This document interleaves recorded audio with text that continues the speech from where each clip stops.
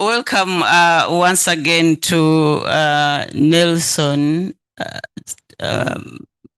Nsereko's defense.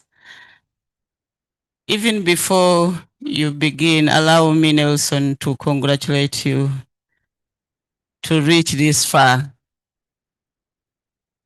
I know he's one of the many I've been disturbing for quite long. Where is my book? Where is my book?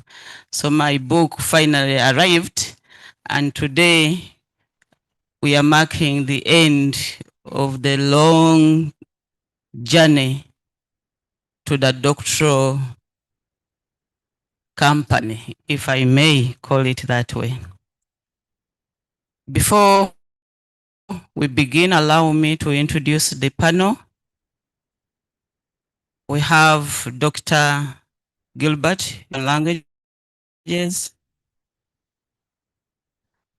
Dr. Frida Katushemeire Dilek, Dr. Deo Kawalya, our opponent today, Mwalimu Boaz Mutunji, Dr. Allen Asiimwe, one of the supervisors, Dr. Innocent Masengo, who is online, and Dr. Caesar Jingo, who is about to join us online. He's unwell, is down with COVID and asthma combined and cannot be physically here. So that is the panel today, and we are going to proceed as follow. We shall give 30 minutes, maximum of 30 minutes, to them very generous, to Nelson to speak to us on his research. And then after that, we shall call upon the opponent to interact with the candidate, and we'll give you an hour. But if you can use 30 minutes, that would be great. The rest of the panelists will interact with the candidate. You are very welcome once again. Allow me to recognize the presence of the heads of departments, Department of European and Oriental Languages, Dr. Enoko Sebuyungo, you're very welcome. Professor Mbabazi, Religious Studies, you're welcome. Head Dilek, you're very welcome. Dr. Levis Mogumia. Head Literature, you're very welcome. Professors in the room, Professor Susan Chiguri, you're welcome. Mwalimu Dr. Wagaba, Gotton Morgan, and all of you, you are very welcome.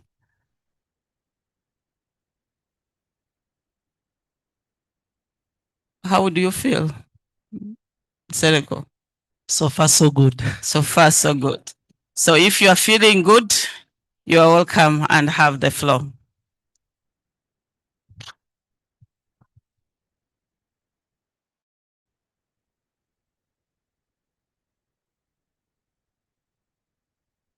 Good morning, dear esteemed examiners, colleagues, guests, my family, both physically present here and online.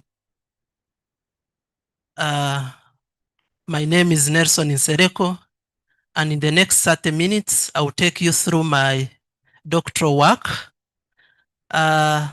entitled The Development and Structure of the Emerging Kiswahili Variety Spoken in Uganda, what I actually refer as Ugaswa in this presentation. This study is not just about linguistic forms, it's about identity, history, the dynamic interplay between language and society as Kiswahili continues to evolve beyond its coastal roots the east coast of Africa, Uganda offers a fascinating lens into how contact with non-Bantu languages reshapes its structure and a unique variety that I am yet to discuss. Now, as you go through my presentation outline, allow me to quickly tell you what motivated me to take on this study. I started interacting with Kiswahili 25 years ago when I was in senior 1, and I was introduced to Kiswahili in the classroom. Classroom Kiswahili introduced me to the norms and do's and don'ts of language, and these are the ones I've been carrying through all my life, through senior 6, and later I joined Makerere and still continued studying Kiswahili again in the classroom setting.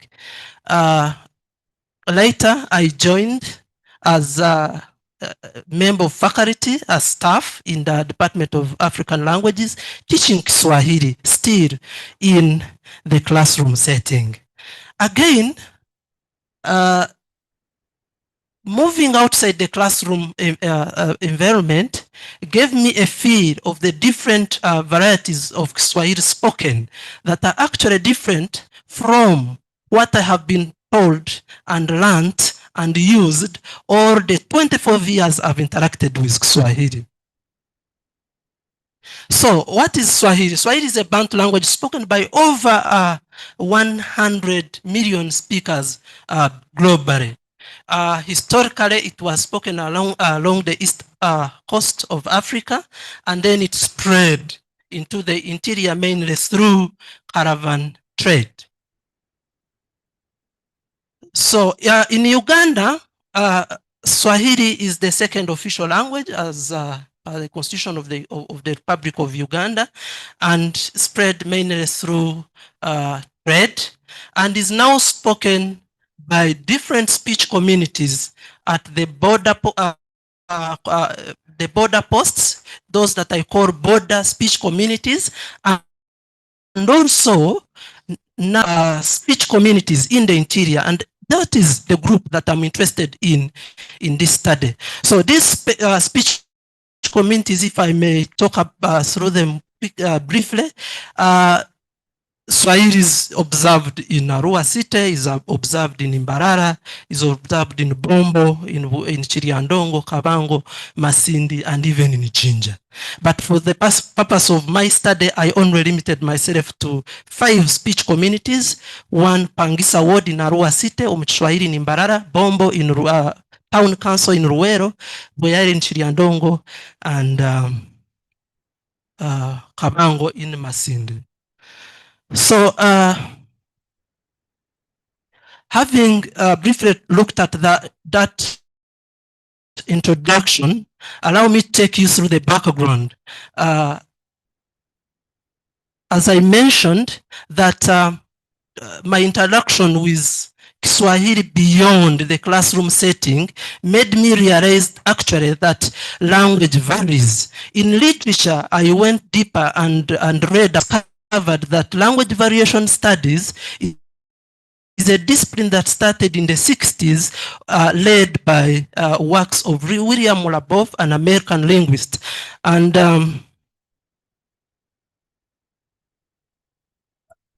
these are the terms that I will use in my study. Standard Swahili is an officially recognized and regulated and widely used language in formal settings that include office, classroom, and the rest. And then the non-standard that I will be talking about is any spoken or written form of language that differs from the standard that I have talked about. A speech community is a linguistic group that uses Kiswahili with various conventions that the communities agree upon and shapes what they speak.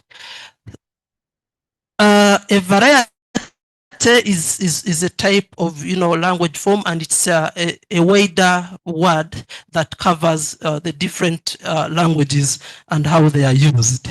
Whereas a dialect is a version of language spoken in particular group marked by distinct linguistic factors that are socially motivated. So in this study, I will be using I coined the word Yugaswa to refer the Swahili that I mentioned that is beyond the classroom environment. I'll be calling it Yugaswa, the term that I coined to refer to this variety. And then the standard Swahili, I'll be abbreviating it as Sitaswa. In African contexts, interlingual variation has been greatly studied, whereas intralingual is yet to receive attention. And this is where I also come in to study how Kiswahili varies in different communities and environments it is subjected to as it spreads inwards. Studies on variations in Kiswahili have shown that there are actually over 24 varieties spoken at the east coast of Africa. But as it spreads inwards, also there are studies that have been carried out on different varieties in East Africa. Key of these studies include Kiswahili cha Mtaani, that is actually spoken in Tanzania, and then Shengi, spoken in Kenya, especially in Nairobi, and carried by the youth mainly. And then when we go to the DRC, there is Bunia, Kivu, Lubumbashi, and other varieties of Kiswahili. So ladies and gentlemen, to address this, what is the problem that I'm investigating? The problem that I'm investigating is that the observed variety of Kiswahili that is spoken in the interior Uganda is yet to be explored in academic circles. So this study then sought to examine its historical development and the morphosyntactic structures, focusing on its, verbal morphosyntax.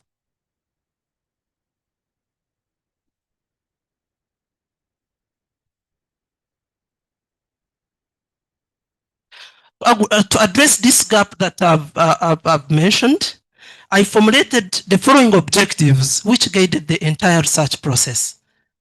So the main objective of this study was to describe the development and structural features of the emerging Kiswahili variety spoken in Uganda.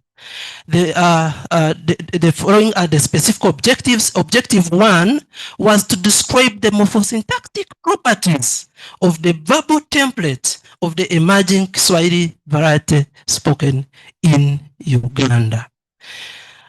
And the second objective was to examine the variation between the emerging Kiswahili variety spoken in Uganda and other selected Kiswahili varieties. And then finally, the third objective was to account for the development of the emerging Kiswahili variety spoken in Uganda. To analyze the linguistic variation, I anchored this study in a theoretical framework, and I chose the Labob's variationist theory. Let me now take you briefly through the tenets that I used. The major tenet of this study is that linguistic variations occur systematically. So as you look at a language that is being spoken, of course, the negative connotations that come with the language, that this is a wrong, this is ungrammatical. Labob says that actually those that you call chaotic languages, ungrammatic, actually have a structure and they occur systematically. And this tenet now helped me to look at the structure of the variety of Kiswahili spoken in Uganda. And then the second one is that linguistic variation correlates with social factors. So social factors are important in shaping the way the linguistic structure of the language comes out. And now this relates then to objective 3 that I'll be looking at the accounting for the historical development of this variety. And then there is this important tenet, the role of geography in shaping the language. So geographical factors now then took me to different places to find out how this variety of Kiswahili is spoken. And then language and identity is also another key tenet that I used to analyze my work, because as people speak their languages, they are attached to them and they identify themselves with those languages. And sometimes it is inseparable. It is always quite hard to separate people from what they speak. Collection of data from naturalistic speech. This study gave me also the methodological approach to data collection. You collect data from speeches as they are made, speeches that are not influenced in any way. So, ladies and gentlemen, with that theoretical lens that I've just unraveled, I adopted a qualitative interpretive approach. And here is how the study was conducted. The design was exploratory because then I needed to explore and understand how this Swahili is spoken. Then I employed the following 5 methods. The first one and the key method that I used to collect my data is elicitation interviews. Elicitation interviews is when you have a list of sentences and then place certain tokens you are interested in to find out how they are realized by the speakers of the language. And then they render them in Kiswahili, and then I record them and later analyze them. Then, because the elicitation is a little bit of, staged way of eliciting information from the participants, I complemented it with conversational modules. Now, what are conversational modules? Conversational modules is when you allow the speakers of a language to freely speak, and then you record what they are speaking. So here, I gave them free topics to talk about. For instance, I told them, can you tell me how you got your husband? So it's a passionate topic. Can you tell me how you got your firstborn? So somebody would really narrate, and the speech will come naturally, and it would actually help me to get the speech. Because in a elicitation, like I said, some people tried, to speak to get what I wanted. They know that you want, because they normally used to call it wrong Swahili. So they say, okay, if you want wrong Swahili, then let me do it. So I neutralized that. Then I also looked at document analysis about Bunia Kiswahili and Kivu Kiswahili that I was referring to in objective 2. Then purposive sampling helped me to get to the participants that the 40 participants that I worked with. And then when it came to data analysis, for objective 1 and 2, I used the parameters of Bantu morphosyntactic variations that were propounded by Gewa in 2017. And actually, I used 17 of the parameters that rhyme with the objectives that I was working with. And then for objective 3 that looked at analyzing the emergence, accounting for the development of the Kiswahili variety spoken in Uganda, I used thematic analysis. So, ladies and gentlemen, before I take you to what I found out, allow me to briefly take you through the basic structure of a standard Kiswahili verb. So, Standard Kiswahili has an agglutinative morphology. An agglutinative morphology, it means that there are different affixes carrying grammatical information pre or before the root and after the root. So those different affixes play grammatical roles, and you can never have a verb that have all of them at a go, but the key of them that I mentioned here in example 1, you can see I've divided her 2 tower peak here. Now the peak that I've put in the middle is actually the root. So the ones that fall before are the prefixes and after are the affixes. And all those are grammatical markers playing a role in grammatical functions. So then, sorry. Allow me now to, having looked at the verbal structure of the standard Kiswahili, now let me take you through what I found out, what this study found out. Sorry, the slide has just slightly covered the word negation there. In negation, the Kiswahili variety spoken in Uganda uses lexical elements, and in linguistic terms, that is referred to as paraphrasis, where a lexical element plays a role that would have otherwise been carried out by inflectional markers there, the affixes. So in Yugaswa, we realize that that kind of information is relayed by independent words. This is called paraphrasis.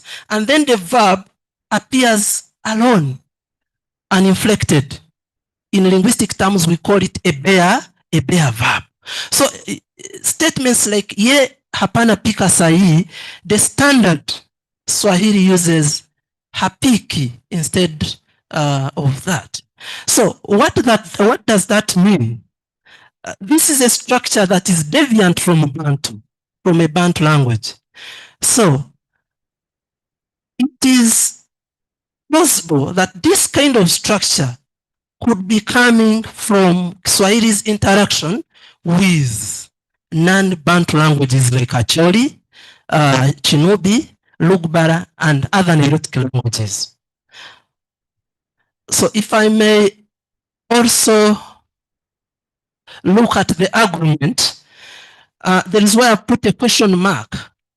So there is the loss of argument in Yugaswa, and the class marker does not appear to, I mean, the class does not agree there. If you see total, there is where I put a question mark there. There must be a. So in Yugaswa, they drop it. That kind of structure is deviant from what we see in the standard Kiswahili.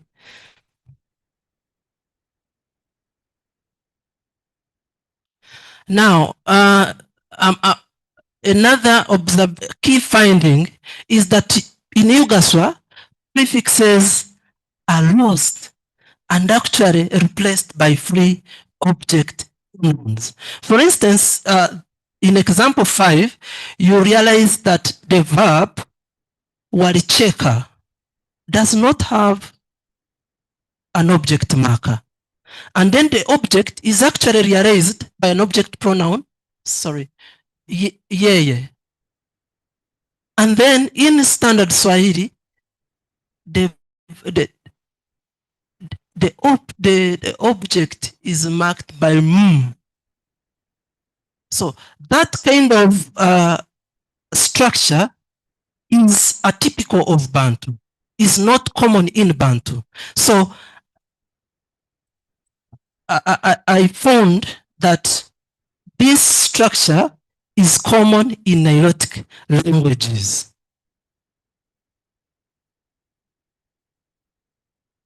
So when I briefly look at the habitual aspect, now this brings another interesting finding that is different from the first one I've been discussing now. Yugaswa, the suffix ang anger marks habitual aspect. Now, if you look at example 7, wewe nakulanga fasi gani? Where do you usually eat from? Now, the anger is actually the habitual. Yet, in the standard, the habitual is marked by who? Now, this form is actually not from the interaction with non-Bantu languages. This is actually as a result of interacting with Bantu languages. So now you realize that there is a complex structure that is coming out in the mix, non-Bantu and even Bantu languages. Now, anger is widespread in Kiswahili spoken in Kenya, is widespread in even other Ugandan languages. For example, in Uganda, fumbanga umucheri bwotyo oba bulijjo, the anger also comes in. So what is the major observation from that I've just unpacked? So Kiswahili is, Yugaswa is tending towards an isolating language rather than an agglutinative language. Now, if I could briefly take you to the thoughts of a standard Swahili verb, this is an agglutinative one, but is that it is tending towards an isolating language. And the isolating languages we know are actually language spoken by the Nilotics and language that I would generally call non-Bantu languages. So this is actually as a result of long contact between Nilotics and Kiswahili. Why was there that contact? That contact was as a result of the long historical usage of Kiswahili by the people from the north.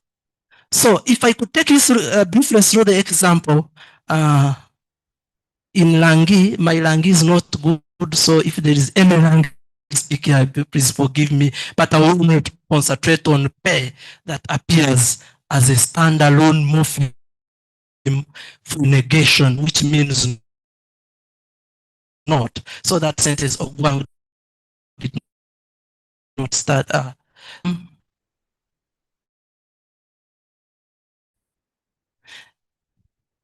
Beyond unraveled, allow me now to compare Yugaswa with Bunia Swahili and Kivu Swahili, understand the regional variation and how they play in Kiswahili varieties in the region. Now, Bunia Swahili and Kivu Swahili are varieties of Swahili spoken in Bunia and Kivu in the Democratic Republic of Congo. Sorry.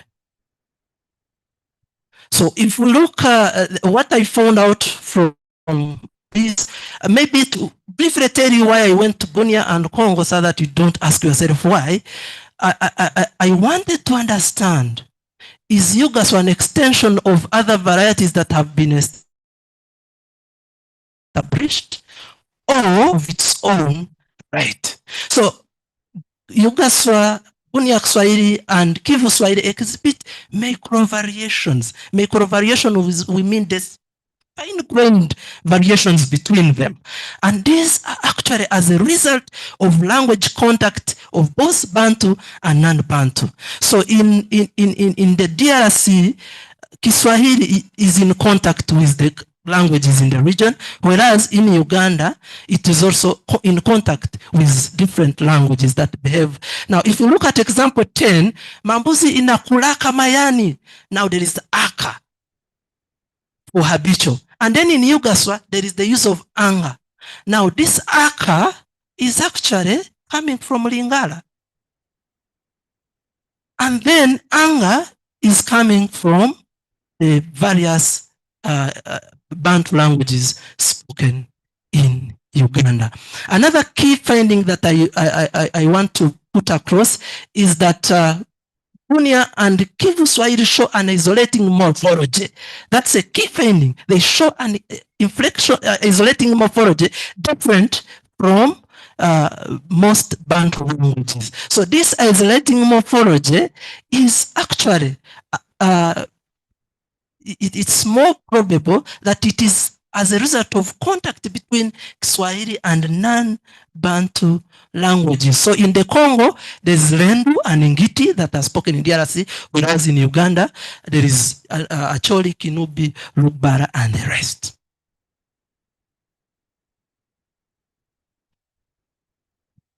So allow me to quickly take you the objective 3, accounting for the development of Yugaswa.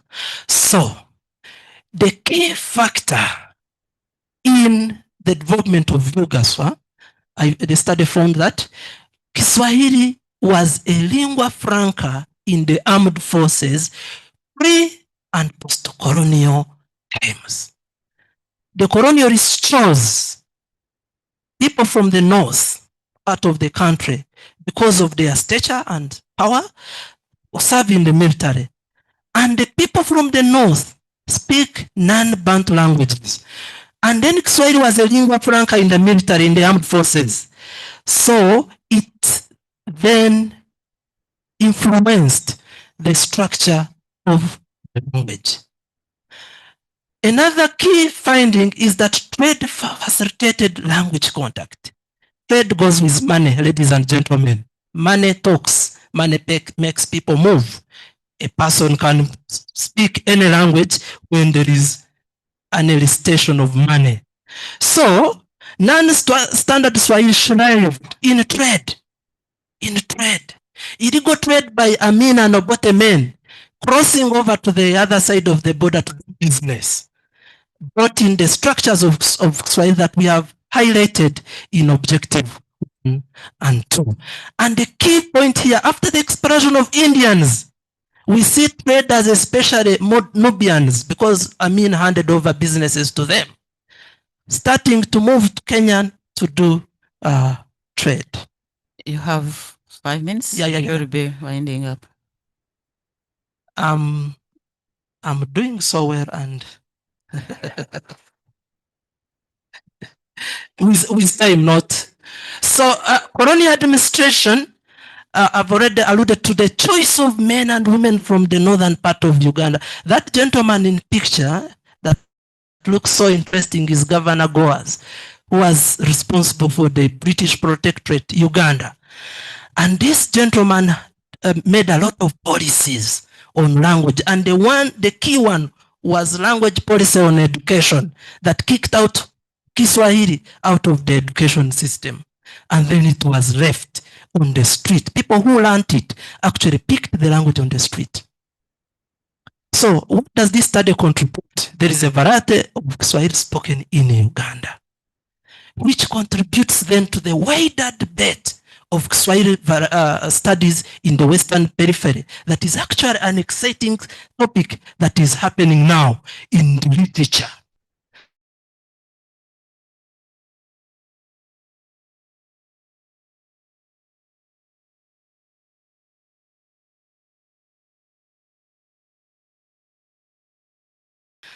And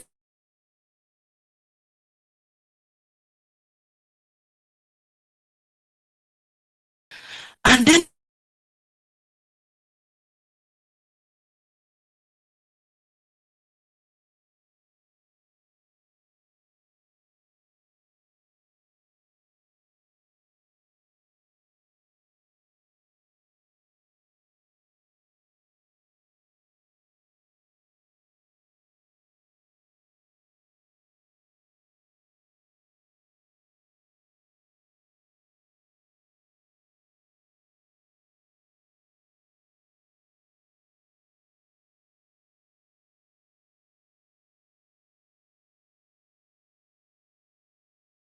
a nationwide campaign against negativism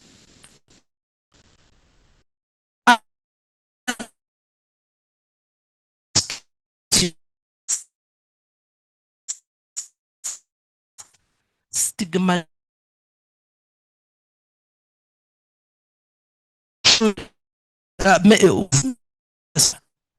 now these communities that use Yugaswa also need to be included in the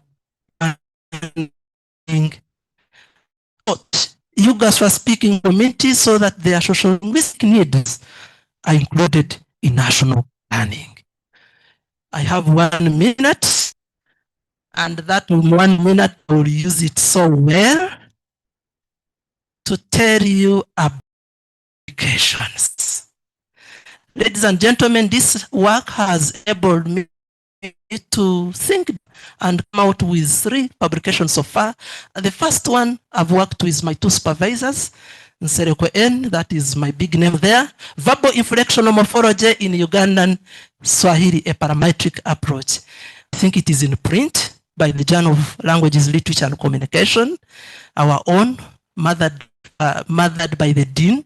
And then there is this exciting one that I've worked with Gibson, Martin is in, I saw him online. It is called Swahili in the Nubi community of Bombo, Uganda, a special issue on Western Swahili.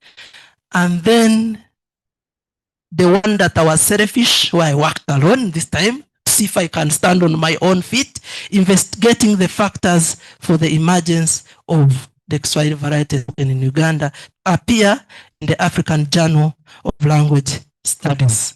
I have 30 seconds, and Chair, you will allow me to do the acknowledgement later. Asanteni sana, mwebale nnyo, eyarama, Apollo Matek. Thank you very much, Nelson, for so far beautiful presentation. Allow me, ladies and gentlemen, to call upon the opponent to interact with the candidate. You are welcome, Dr. Deo Kawalya.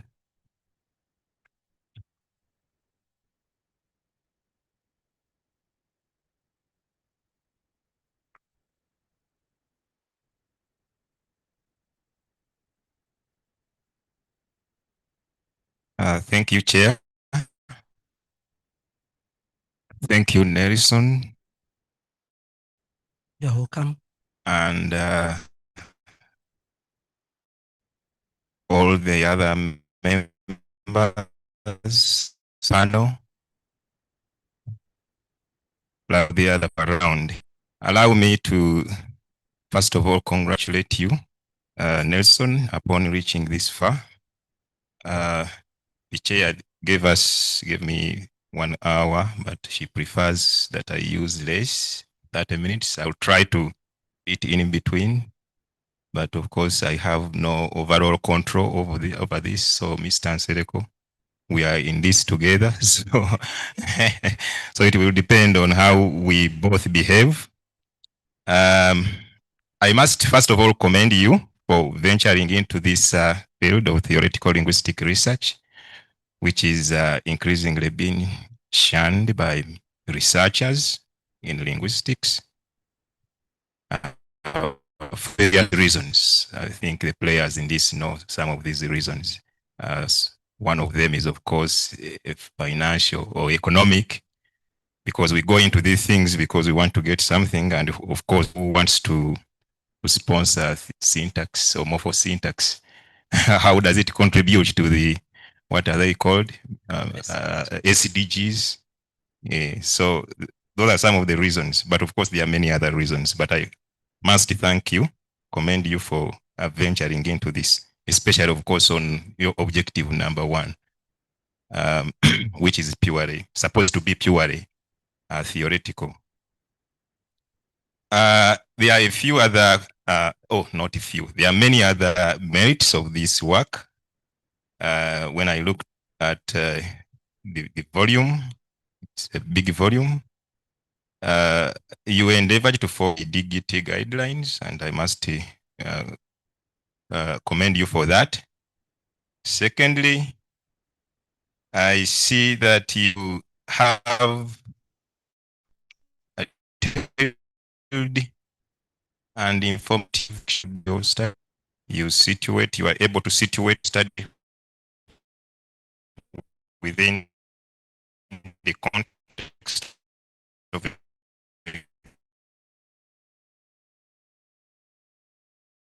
and I like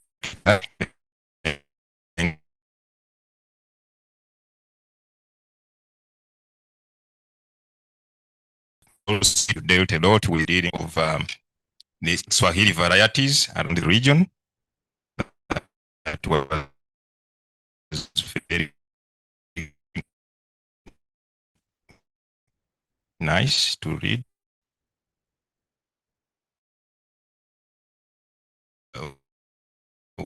When one read is was so to the extent that I was at some point to suggest to remove some of it, but later I changed my time to the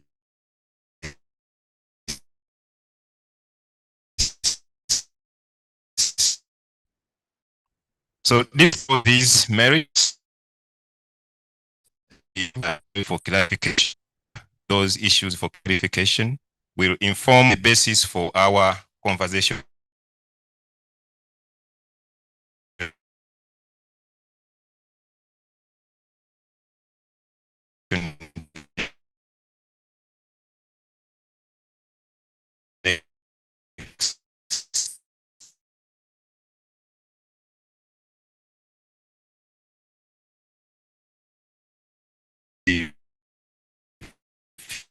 You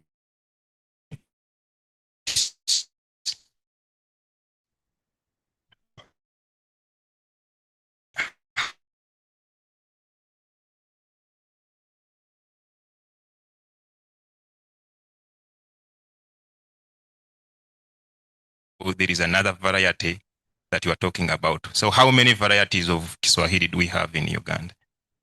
Or have we always had in Uganda? So thank you so much, Doctor, for that question. It gives me then the opportunity to inform any other person that is here that standard Kiswahili is known, is used, and is taught in Ugandan schools right from primary to university.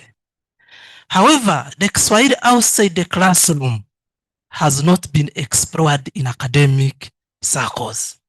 So then, no one as of now has come out strongly to say that we have this variety, and this variety. Therefore, my study is a step towards understanding or brings us closer the realization of whether there is or there is not a variety of Kiswahili spoken in Uganda. And later, maybe, who knows, other studies may find out other varieties, as I've put in the recommendations, that there is need to study these Yugaswa that I'm putting on the table to realize if there are variations also within it. Thank you. Okay, thank you for that response. It is starting to get clear. But then a very short follow-up on that.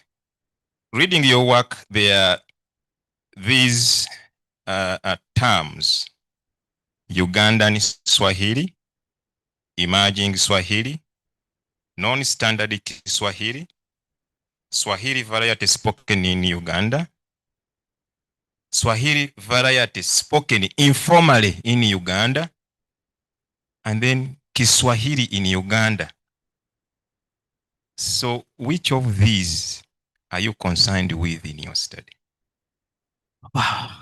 Thank you, Doctor. I'm happy that you're pointing to that. And I'm also realizing that I think I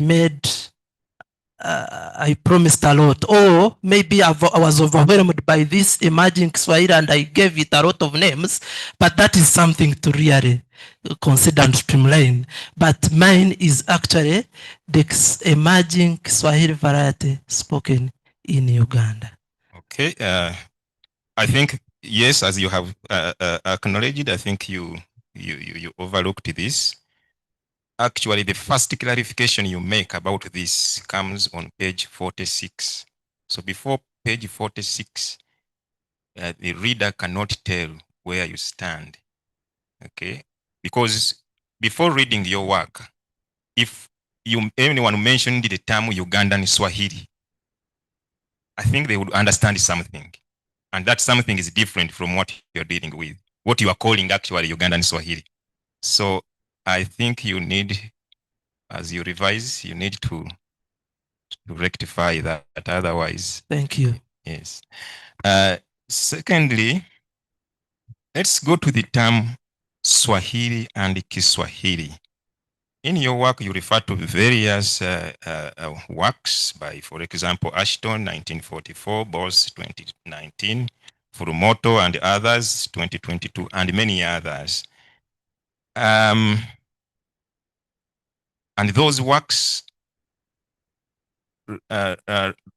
talk of Swahili.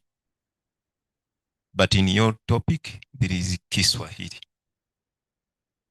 Why? Would it be different if you called it, if you said, for example, you say Ugandan Swahili elsewhere? Would it be different? You can answer these two questions once. Would it be different if you called what you call Ugandan Swahili, if you called it Ugandan Kiswahili? So first, why are you using Kiswahili here? Yet others, many of whom you refer, you cite in your work, use Swahili, and you are using Kiswahili, but also you use Ugandan Swahili. Would it be different if you called it Ugandan Kiswahili? Thank you, Doctor. That is a good one that requires really the brain to work. And I'm going to make my brain work. Kiswahili is a conventionally agreed way of saying a language that is referred to as Swahili in English in Kiswahili.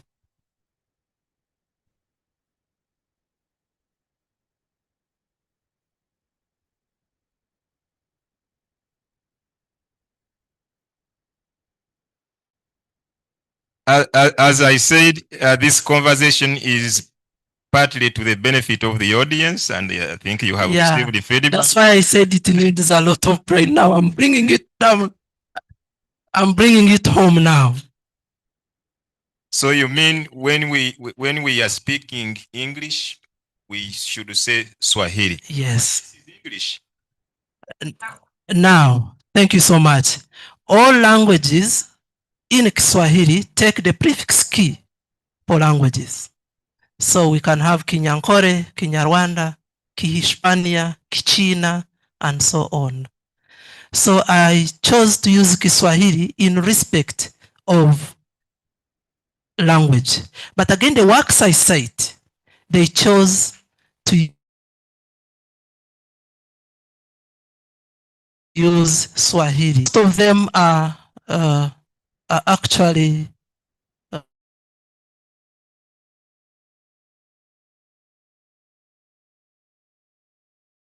Swahili. But for the purposes of this work, maybe I need to calm down and look for one that I can I think you need to streamline that. I realize that the explanation you give in the book is different from the explanation you are giving here. And I think you need to take that very seriously. Thank you. Yes. And as you handle that, you also need, you can also refer to how other languages are referred to. Okay, for example, Runyankore, you always say Runyankore, but one of the works you cite here is by Taylor, and it is in Kore Chiga. So, okay, we also have Uganda and Luganda. Leblango and... That's the explanation you give here, but that's not the explanation you give here. Okay. The explanation you give here, you say that Kiswahili is the standard. Then Swahili, Swahili, it's referring to the dialects. So you have to marry those two understandings. Look into that, Doctor. Thank you. Now we shall, yes, but very small thing remaining on your topic, title, and then we go inside. As you know, there are made two broad divisions within linguistics: the theoretical linguistics and applied. Some people tend to call it also social linguistics. I think in your work you refer to, you oppose applied, theoretical with social you linguistics. contrast it with the social linguistics. Now, in light of those two divisions, how would you categorize your work? Is it under theoretical linguistics or under social linguistics? Thank you so much, Doctor. That should take this brief and continue. This work is in social linguistics because I'm using a social linguistic theory to understand the structural features that appear in the Ugandan, the Kiswahili variety spoken in Uganda. So it is social linguistic in nature. Thank you. I think I will now jump to the theoretical framework. I hadn't, it was still far, but with your response, we can first dispose that. Now, if you say your work is in social linguistics, what is the fate of the first objective? If you can go back to your title, your title is the development and structure of the emerging Kiswahili variety spoken in Uganda. What happens now to the structure? Do you want to say structure is social linguistic? Actually, when I read your work, the major issue is about structure because it's about morphosyntax. If you go back to your objective number 1, it is about the morphosyntax of Ugandan Swahili. So what happens to that? Is that under social linguistics? Wow. Thank you so much, Doctor. This study is under social linguistics. Like I said, social factors influence the structure of this variety. And in my presentation, I kept mentioning that this structure we observe is most probable. It is plausible that it is actually motivated by the social factors that I mentioned. Key of them being Kiswahili being in contact with the non-Bantu speakers. So then that takes it into social linguistics, because the social linguistic factors have a bearing on what the speakers produce in their speech and influences the structure we see being relayed in speech. Thank you. Yeah, thank you. I'm not yet convinced. Thank you, but I'm not yet convinced. I still believe your objective 1 is not social linguistic at all, because you have 3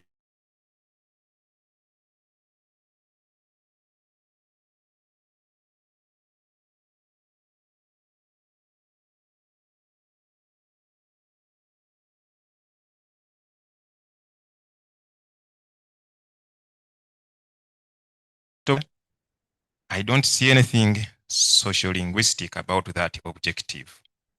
The social linguistics may come in starting with objective number 2, which is to examine the variation between, although that is also still not social linguistic because it is just variations of, it's a comparison of the morphosyntactic structures between the 2 languages. I don't see anything social linguistic about that. Maybe the social linguistics would come in on the 3rd objective. And of course, my uncomfortability was about the theory that you are using, which is social linguistic, to answer a theoretical linguistic question in objective 1 and maybe objective 2, but largely on objective 1. I thought that the theory that you use has no business with that objective. Unless you have a quick response on that, we shall go to another one. Thank you so much, Doctor, for bringing it in, for looking at it in that perspective. However, what I had conceived in the initial stages of my work, reading Labov's challenging the Chomskyan theories that looks at purity in language, that and also proposes that that there is one way of saying it right and so many ways of saying it wrong in a prescriptive way. Don't say this, don't say this. I look at this theory now as a savior, because then it helps me to say, to explain why do people speak the way they speak. That's when now I picked on a social linguistic theory that the speech that is relayed is actually socially motivated. So even when I'm speaking this good English I'm speaking here today, it is socially motivated because I've gone to school for the last 32 so years and I've been in touch with this language. Probably that's the reason why I can. It's socially motivated. My social status has increased. I'm a university lecturer, so I have to speak good English. Thank you. No problem. Actually, the two can be in one, Yeah. but I thought that your work entails two steps. One is, first of all, establishing the real linguistic features of Ugandan Swahili, and two, relating these features with social factors. Yes, yes. So in the first one, the first step would require a purely linguistic theory or model or typology, and the variationist social linguistic theory would help with the second step. Actually, on your page 15, you mentioned that another key tenet of variationist social linguistic theory is connected to methods and nature of data to be collected for social linguistic studies. Well, you say your study is social linguistics, but no problem. And I can understand, because right now, if you are told that the theory doesn't work, of course you can, I know what it brings, but all is not lost. Actually, I had a solution. I had a solution. So you shouldn't really, yes. You actually state in your work that you used the parametric, you called it what? Parameters by Geros. Yes, yes. Okay. You state on your page 102 that the data were analyzed using the parameters of morphosyntactic variation developed by Geros 2017. And 103, you also say that these parameters have received wide acceptability by Bantu language grammarians such as etc. Their acceptability have been because they are beneficial in the investigation of typological, diachronic, historical, and contact-related aspects of morphosyntactic variation. Okay. On page 139, you say in the chapter summary that this chapter has analyzed the verbal structure of Ugandan Swahili following the Bantu morphosyntactic parameters as outlined by Geros 2017. All these statements actually point to something, that you actually used this as the framework in your analysis. So for me, this actually was the theoretical framework that you used, but you were shy to point it out in the theoretical framework. Thank you, Doctor.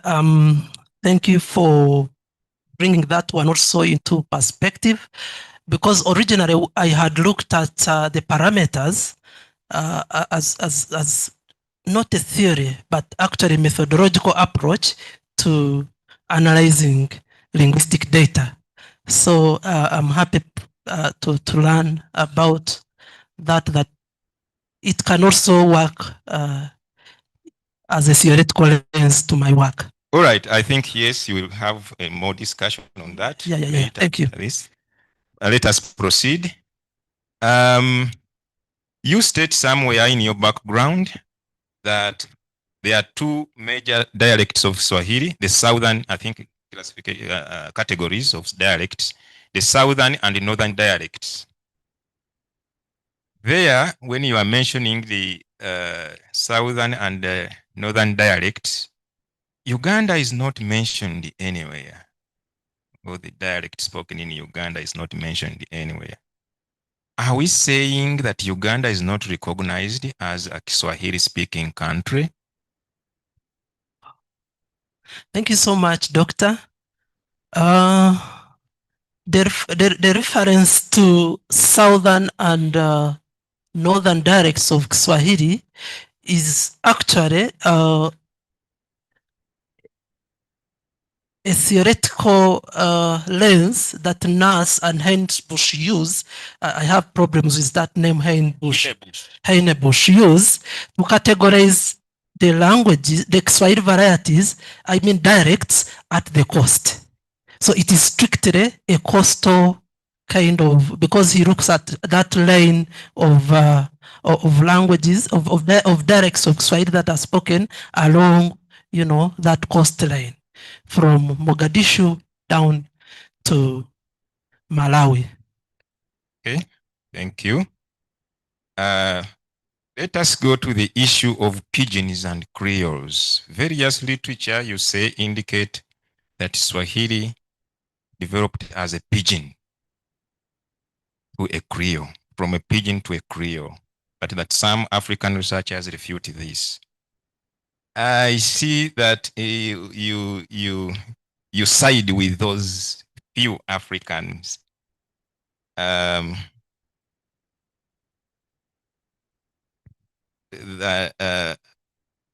Actually, it is, you cite only one or two, but you choose to side with those ones, and leaving all the many of the others who say that it developed as.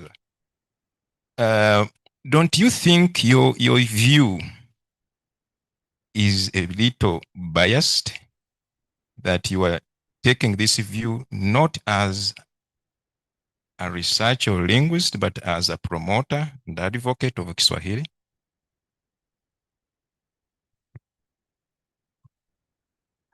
Biases are coming in. Thank you so much, Doctor. Probably it's because of not citing literature, but literature is available to support, if I may use the word support, the Bantu-ness of Swahili. And because, of course, now the Western writers had looked at Swahili as a Creole and relating it to Arabic, but of course studies have been carried out and proved that Swahili is a Bantu language, and key of them is what I bring into this discussion.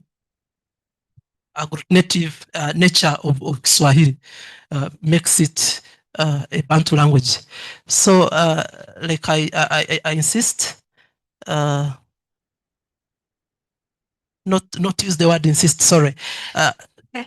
The citation maybe needs to be looked into, to cite more literature that actually supports that Kiswahili did not take that trend of Creole pidgin, and no, it's actually a Bantu language that was influenced by other languages it came into contact with. And actually, when you look at the basic vocabulary that has been used widely as a measure of whether is it Bantu or not Bantu, they point towards Kiswahili being a Bantu language. Okay, thank you. Actually, on that point, let's go now, as our time comes closer to 30 minutes. Let's go to the findings. And I would like to start with that point of the, you called it Bantu-ness. On your page 117 and 18, you are talking about the subject mark dropping, and you give an example of yeye napika. Okay, that Ugandan English does not, sorry, Ugandan Swahili does not use. What was the finding?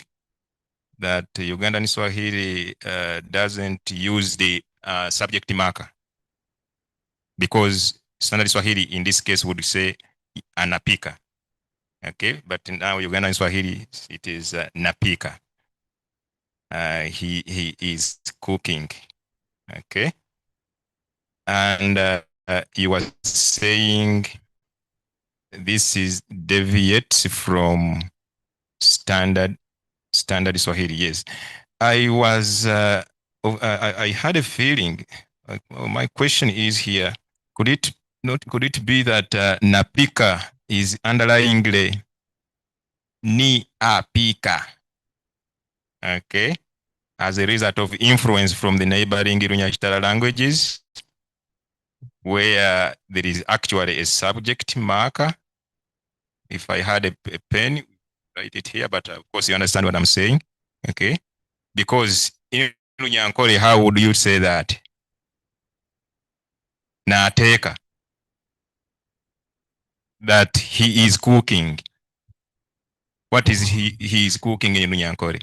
Okay, Marunyankore is bad. So what is your good? What is... Okay, no, I want to use Runyankore. Okay, let me try, but Luganda scholars, please don't. No. Don't This will not work. Luganda will not work here. Nateka. Yeah. Are you nateka? Nateka. So you see, nateka and napika.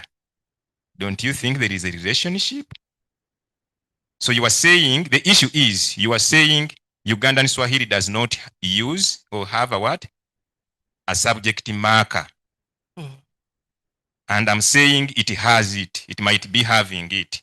When you say napika, the subject marker could be there. Thank you, Doctor. Well, that is also another way of how I can analyze my data. But originally, when I was analyzing, I looked at Nilotic languages that do not have an established noun class system. And therefore, the argument, if they don't have a noun class system, then argument is not there. So that's where I backed my, I based my argument. But I'm happy you're bringing that. It is something that really I had not thought about, but it's an interesting one. Okay, so it's a possibility. Yeah, it's possible. It's possible. All right. Then was also another example. It's possible if I can provide more evidence to it. There are more examples there, actually. Okay. Yes. There was an example of the habitual. Where did I include that? The habitual, you remember that ang? Yes. And you said that is okay, I'm looking at my notes. Where? Okay, I can't see it here. But you are saying the issue is, you are saying, if you can quickly look for it. It was in one of your slides. You were saying Ugandan Swahili uses ang. Okay, and you said this is a deviation from standard Swahili. Don't you think that is problematic? Because I would assume, because as you said, ang is used widely in Bantu as a habitual, and Ugandan Swahili using it is actually okay. What is not okay? What is the standard Swahili? Because it is the one that is deviating from the Bantu. And that takes us back to the Bantu-ness of Swahili, which you don't want to hear. Huh? Don't you think this one supports the argument of the other people who say Swahili is not, after all, a native Bantu language, but it is a pidginized or creolized language? How about that? Thank you so much, Doctor. That's an interesting one.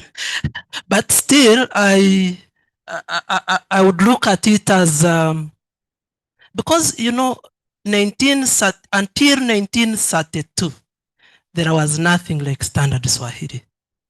Standard Swahili comes as a result of the colonial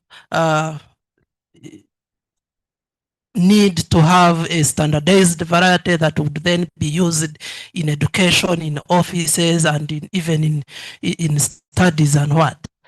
I've forgotten a scholar who looks at because, like you said, I agree with you that in other varieties, dialects of Swahili, the ones I talked about, the 24, that anger is actually widespread. Because of having this prescriptive lens, my first time to Zanzibar, I was shocked. So it is actually there. But this is what is available, and this is what we're using to study. I agree with you, it was knocked out in the standardization.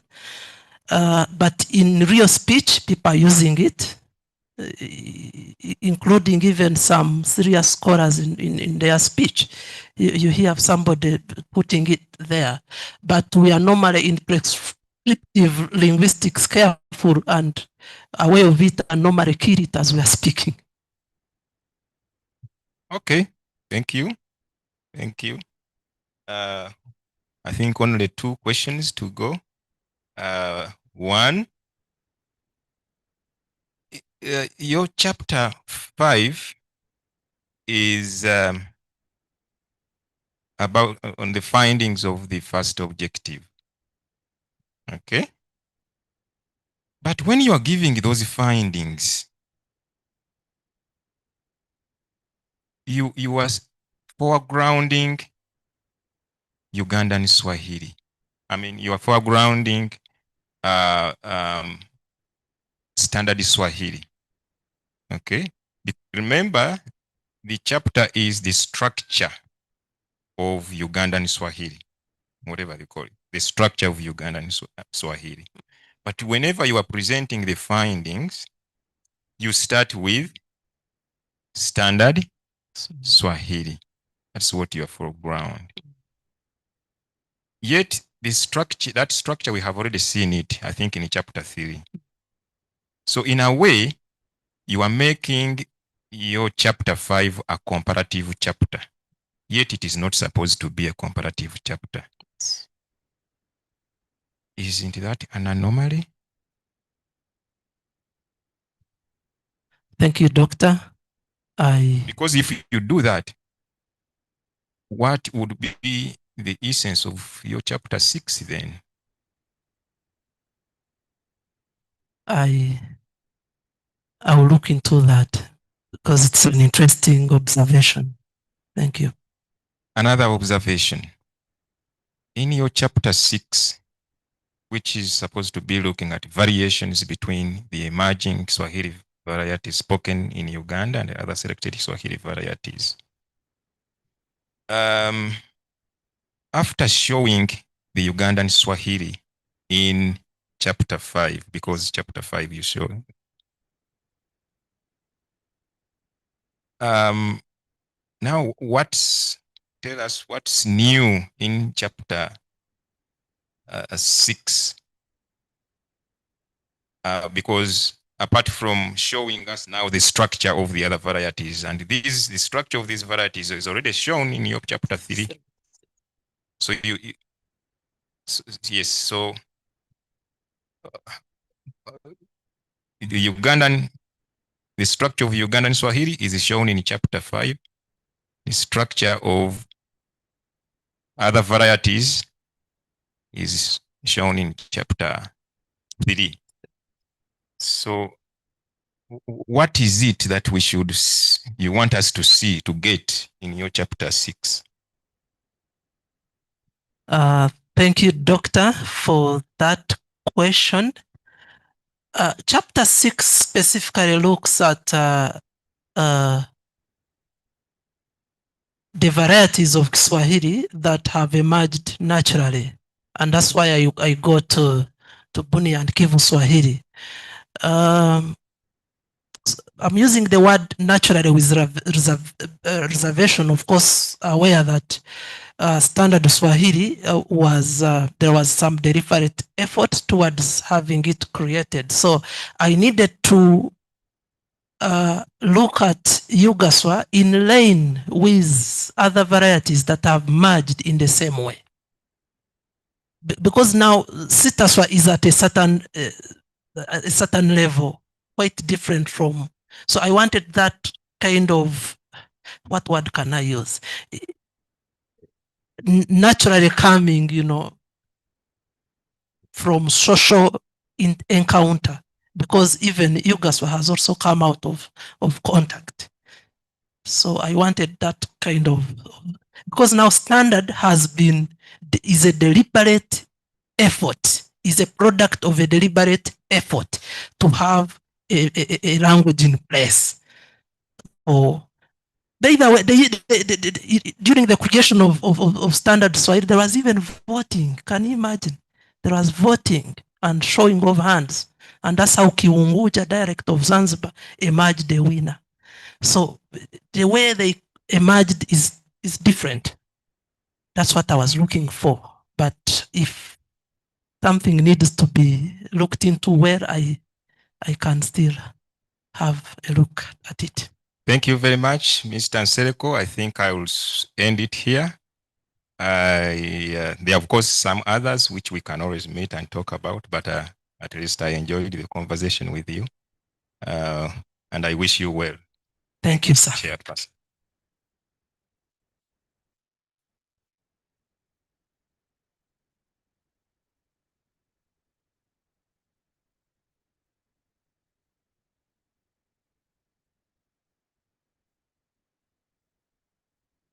Thank you very much, Deo, for that interaction with the candidate. Nelson, when you look at your number 7, in your conclusion, you told us that Ugandan Kiswahili is an isolating language. Would you consider Nakulanga as isolating or agglutinative? You will answer that when when the experts have spoken. Let me now call upon Nalongo, Dr. Frida Katushemerere to interact with you.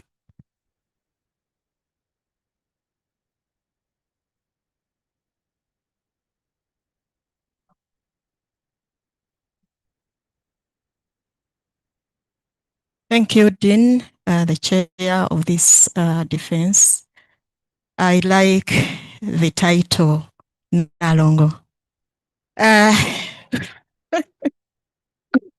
Good.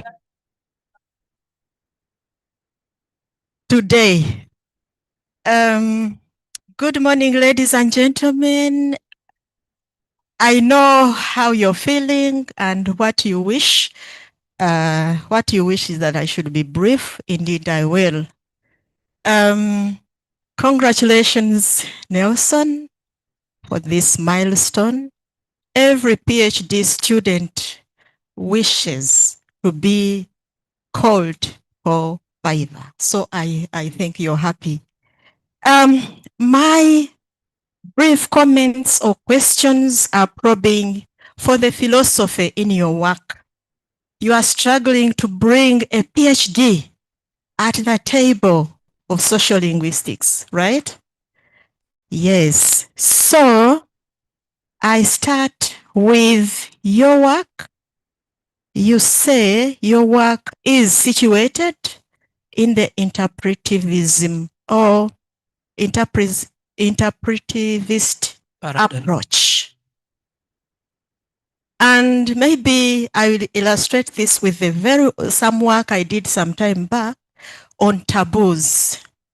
It was an interpretivist research, and I was looking at taboos which are relevant for nature conservation. And one of the item in nature was an animal called a chameleon. I was asking now, okay, it was in Western Uganda. So the chameleon is ihano. I actually looked for the equivalent of ihano, was not there, but I had to, find some descriptions. To the Banyankole, a chameleon is taboo. No one can touch it, it is like, To the Banyaruguru, a taboo, I mean, the chameleon is a demigod, kind of, it is sacred. So, to me, that is what I thought was an interpretive study, because everyone has his or her own interpretation of the chameleon. Now, your study is you're studying a variety of Kiswahili among the its speakers in Uganda. I thought that this phenomenon is you are studying a phenomenon as is spoken by the speakers. So my first question is, what is interpretivism in your study? Or how is your study interpretive? I don't know whether I also interact like that is reserved for the discussant. I can give you all my questions and maybe you answer them at once when I'm seated, right? So that is one question. Then the second question probes for the philosophy in the theory. My understanding of the theoretical framework at PhD level is that, anyway, you have to contribute, you have to make a theoretical contribution at PhD level, right? And you have a contribution, it's empirical, right? And that is very good. Actually, I forgot maybe to thank you for the strong findings that you bring to the table. They are very good. And you have a contribution. The contribution is empirical. Now, my understanding of a PhD contribution is you have a theory that is underpinning your study, and to this theory, you either prove to the readers that indeed the theory I used explains the phenomenon I am investigating,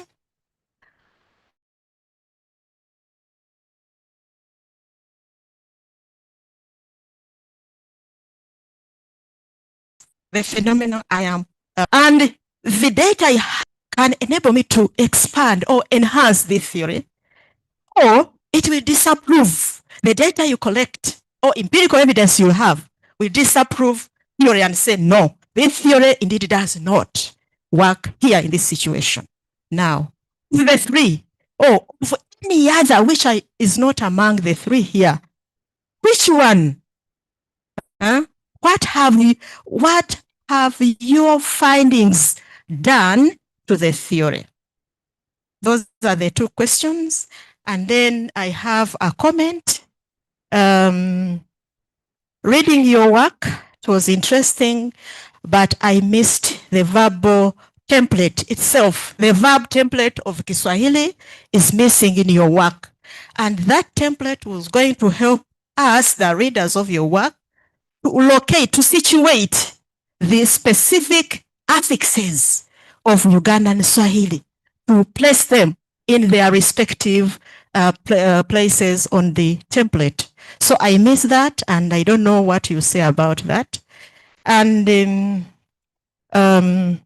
lastly, I felt that maybe your study is somehow comparative. I don't know, but the discussant has already said something about that. I will not go into details. I end there. Thank you very much.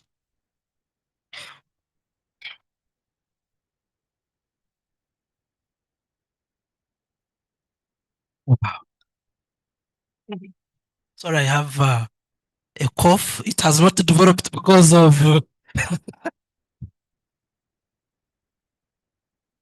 it has not developed because of Narongo's questions, but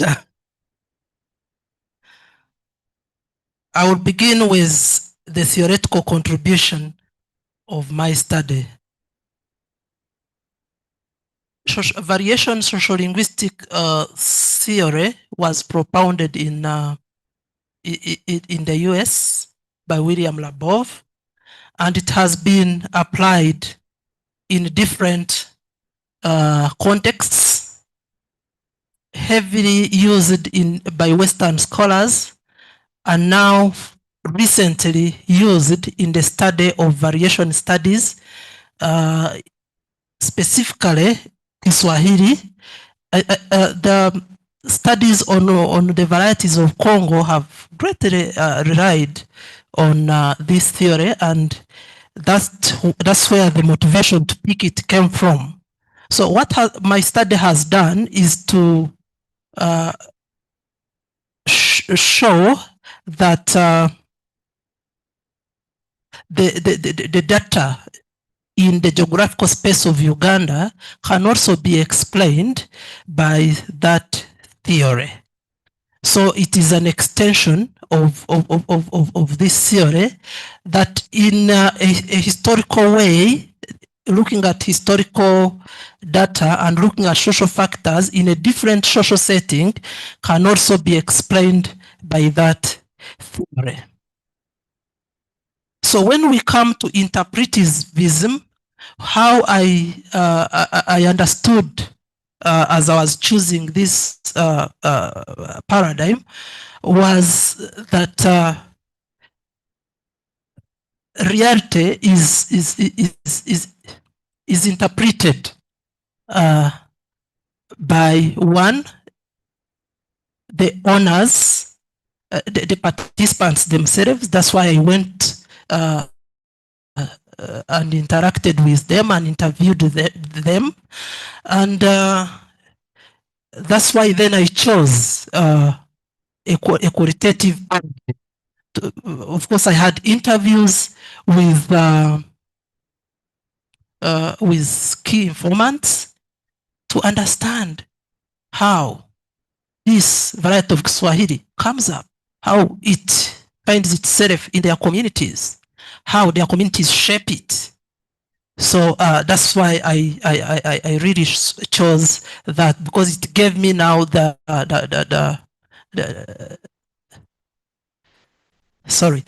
gave me the choice of methods to use, elicitation, interviews, to actually understand, not me imposing what I know on them, but for them to tell me, and that's how I understood it. But if there is anything different, I will be ready and willing to learn from my panel. About placing the affixes on the Kiswahili verbal template of Yugaswa. I don't know whether I understood you well, but it was rather hard to actually place the different slots in Yugaswa, because the slots have been violated. The structure itself, like the professor, there is a question I'm yet to answer. The structure is tending towards more of an isolating language. So it was hard to actually have a verbal, to even call it a verbal phrase, because it's actually not there. The verbs are bare, they appear bare, and they appear without affixes. So the final comment, I take note of it, but this study was not comparative in nature. I was not comparing with the standard. I was actually drawing on the standard. If I may use a simple word, I was actually benchmarking on the standard to understand what happens in Yugaswa. Thank you.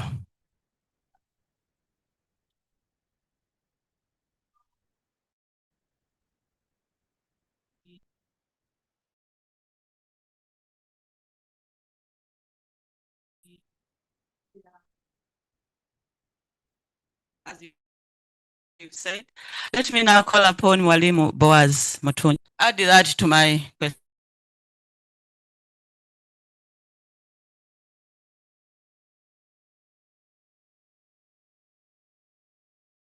To enter.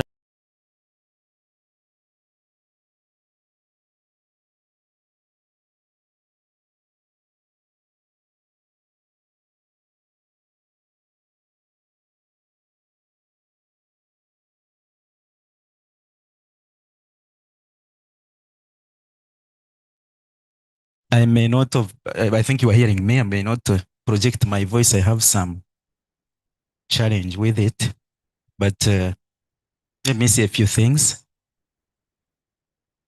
First of all, I earlier on presented my report, and so this is the mini follow-up report, which should be brief. Nelson, there are a few aspects I thought would have improved on, but we can still improve on them. I can mention one or two. The typographical inconsistencies.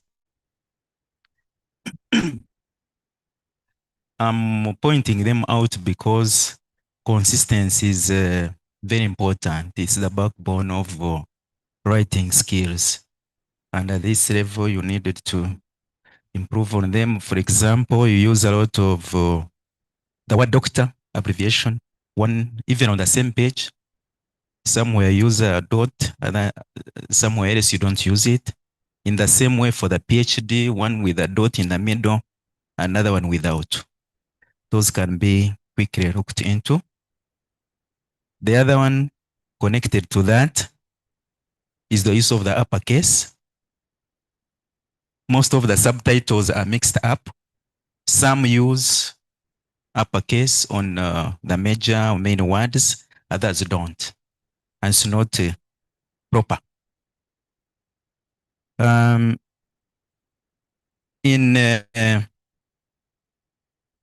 Actually, in the same vein, you seem to use the words summary and conclusion exchangeably. For example, while chapter 2 and chapter 7 end with conclusions in 2.6 and 7.11 respectively, the rest of the other chapters have what you refer to as chapter summaries. You may need to harmonize. Regarding abbreviations and acronyms, your description of the acronym UNESCO, I think, is problematic. You may look at it. You will have to look at it. Next, in the introduction to chapter 3, you note that you chose the Kivu and Bunya varieties of Swahili as points of reference to the Lugaswa language of Swahili of variety. Why exactly did you choose these varieties among the many other Swahili varieties? Because you talk about many of them, the Western, somebody talked about the Southern and the Northern, but that was well explained. Or should we talk about a variety? No, maybe before that. In 7.1, you state that various reasons and different factors relate to the construction of the Kiswahili variety in Uganda. Yet in the conclusion, that's section 8.5, you refer to Yugaswa as a Kiswahili variety with features peculiar to Uganda. So, are we discussing or talking or researching or studying about a variety of varieties of Kiswahili in Uganda? This is all through the write-up, the thesis and the other book. Now in section 8.7, where you refer to areas for further study or further research, you note that the study accounted for the emergence of Yugaswa and did not explore the internal variations within Yugaswa, since it was outside your scope. However, since the study as well incorporated the structure of Yugaswa, I would imagine that the variations, whether they exist or not, were partly looked into. you did not concentrate on accounting for the emergence only. Lastly, while you point out and have two subsections, actually separate sections for recommendations and areas for further research, that is in 8.6 and 8.7 respectively. Typically, areas for further research are a subset of the broader study recommendations. So what's your opinion about that simple issue? Maybe lastly, and last of the last, when talking about the military factor, as in terms of the determination of the Kiswahili in Uganda, you seem to miss out on the military factor, I mean on the 1979-1980 war between Tanzania and Uganda, or Nyerere and Amin. Yet I think it has an impact on the Kiswahili that is spoken in Uganda. Thank you, Madam Dean. I beg to stop at that.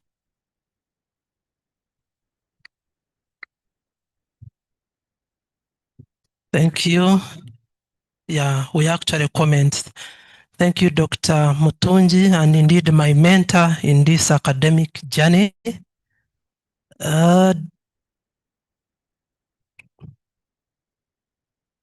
Why did I choose on Kivu Swahili and Bunia Swahili? I think the rest were comments that I will consider. I chose on these two. Yes, there are so many varieties of Swahili, not so many, but the ones that are actually studied are the ones I picked on to where data is available already in published works. So Kivu and Bunia Swahili were handy in this.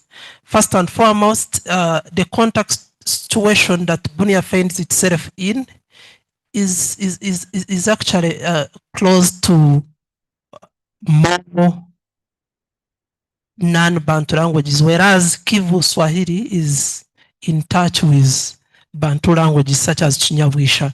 So I needed to have two languages, one that is typically in contact with non-Bantu languages, Ngiti and Lendu, and Kivu that is actually in contact with Bantu, because then Yugaswa is also in contact with Bantu on the other, on the one hand, and then non-Bantu on the other hand. So that informed my choice of these two varieties to work with.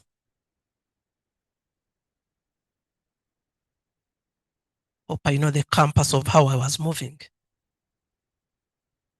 I think the statement Kiswahili variety is features peculiar to Uganda. I need to revise that word Uganda because it will cause challenges. So thank you for highlighting that. The internal variations, where I must acknowledge that I observed them, and but I distanced them myself from them because then it would open another string of line to follow to actually know what sort of variations appear in this.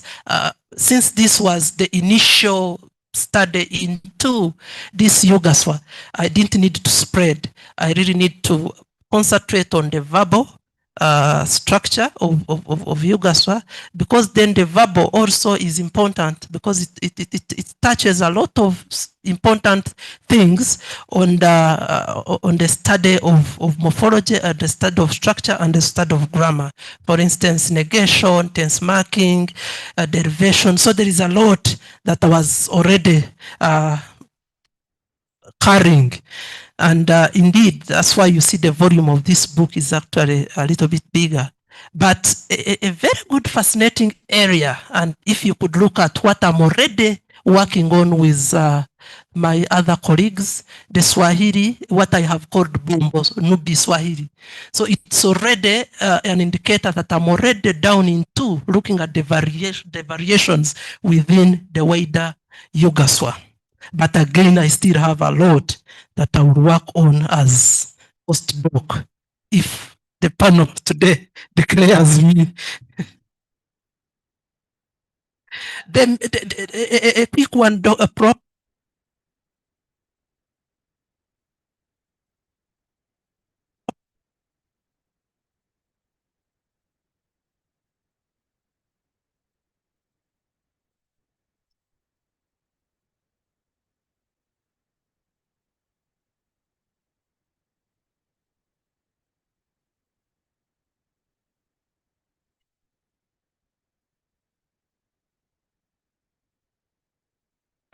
Mr. Nsereko, Yes, Doctor. congratulations so far. Thank you. Good morning, ladies and gentlemen. Yes, yeah, I notice your work is impressive and interesting, and I don't want to take a lot of time appreciating you because many have appreciated the work and indication that it is good work.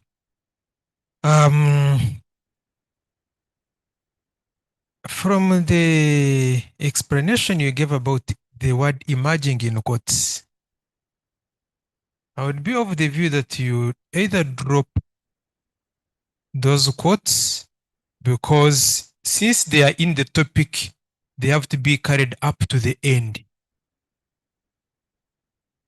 Drop them so that you have the word emerging used in the ordinary way.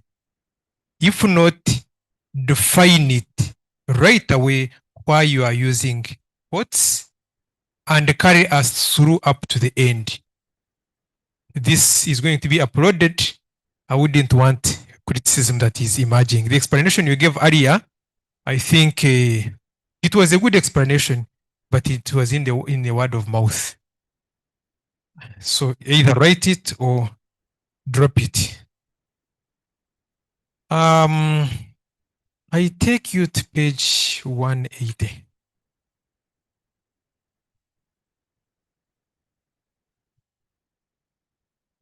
You are there? 180? Yes. Yes, sure. I'm sure you are conversant with your conclusion that the Ugandan variety should be recognized as a standard variety. Then I take you back to what you have just said. Because your research was done in Mbarara, Bombo, Chiriandongo, Arua, and Masindi, where you are in contact, Kiswahili was in contact with Bantu, and at the same time, in West Nile, with the Nilotics. If you are recommending that we should have, that the Ugandan variety should be recognized, is it based on this one that you have studied,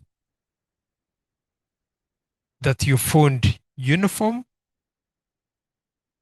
Did you find that these areas you studied actually have a uniform variety that should be recognized? If yes, is it universal for the entire Uganda? Say that it will be the same. You can first respond to that. Thank you so much, Doctor. I worked with only 5 speech communities spread in different geographical spaces of Uganda. However, I was also aware of other communities where Kiswahili is spoken.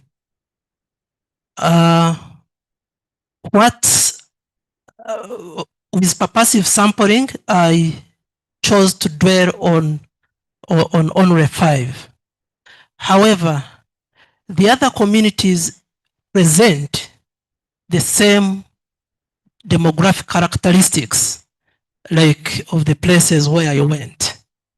While it is too early now, I need to look at that one also. While it is too early now to wholesomely say that we need to recognize this, I've just gave a foundation that other scholars can stand on to make other discoveries that will help us then to look at this variety and probably in the future, near future or far future, recommend it further for Uganda. As of now, there is an urgent need to look at the sound system. There is an urgent need to look at the structure of words. There is an urgent need to look at lexical, the words, all those. So for now, I'm only working as a open of the way. So I need to look into that I had recommended. Okay. Somewhere. Okay.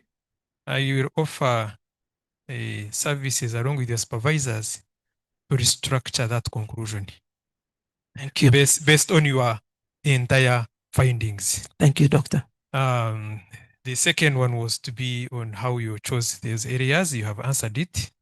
Now the third one takes me to page 100 and page 92 to 95. This one is simple. It is not a question. Page 92, you are there? Yes, Doctor. You see 4.9.2.1 Yes. in what? Primary Actually, data. even secondary data up there is in what font? Italics, right? Yes. Then a station interview is also in Italics. I see a discrepancy in those, the way you are using those titles. So if italics were to be used for level 4 of titling, even a station interviews would fall within that category. But at the same time, I find the words which are non-English using italics. Okay? Try to check and ensure that you don't have italics in your topics. I think with those few, Madam Chair, I can end there. Thank you. Thank you. Thank you very much, Dr. Gumushabe, for the questions. Allow me at this juncture to welcome our principal, Professor Allen Kawalya. You are very welcome to this PhD defense. Is Dr. Jingo Caesar online?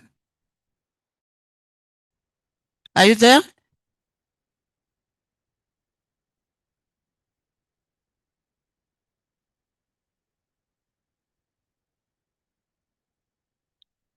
I think he is there.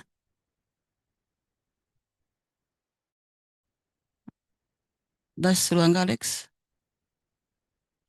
Dr. Jingo. Hello, Kindly good morning. unmute. Good morning. Hello. Do you Hello, hear me? yes, I can hear you. Yes, I can hear you. Yes. Good morning. Morning. Kindly go ahead and make your comments. Thank you very much, Chair and the Dean. Turn on the video and see your face.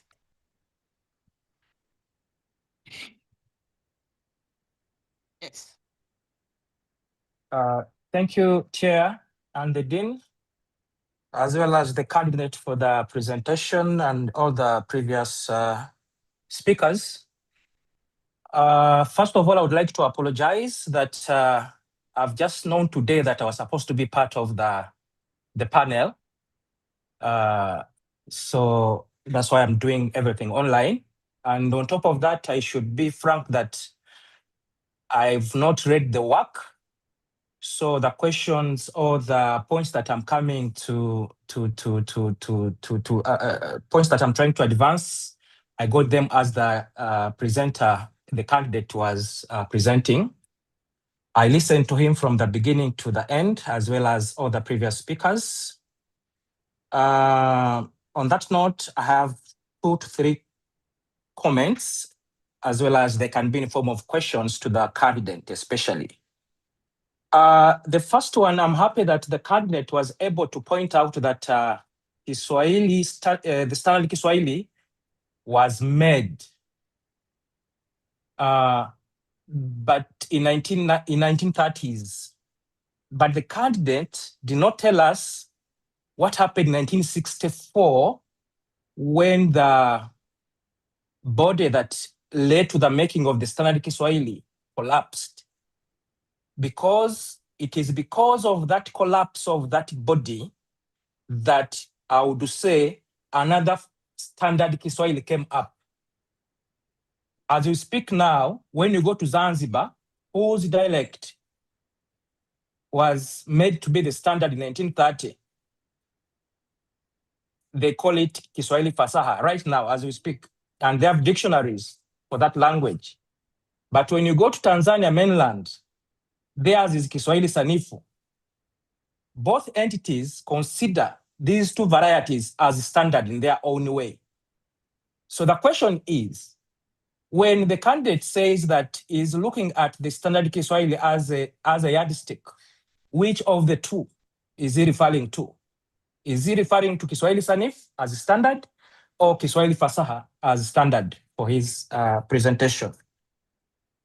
So I think we shall need some kind of justification there. Then somewhere, the candidate gave us an example of the habitual ha in Kiswahili. But when you go to Tanzania right now, in most cases, that ha is dropped in Kiswahili cha mtaani, as in street Kiswahili, which is the common form of Kiswahili used in Tanzania, mainland. So the habitual ha or who is dropped and it's replaced by a suffix ga, which in other varieties they use nga, like in Uganda, etc. They use nga, but Kiswahili uses ga as a suffix in the verb. So I would have liked to see the candidate presenting some examples from the Kiswahili cha mtaani as a street Kiswahili language in Tanzania, which uses ga instead of, let's say, nga as used in Sheng in Kenya, or nga as used in Uganda. And some, let's say, would have some linguistic explanations to that. So these are not questions, but they can be questions in one way or another, which I would think need to have some clarity as the candidate writes, refines his work, or he can present. Then, if you're to go back to the title, I would like to, if it can be displayed the title again, please. The title.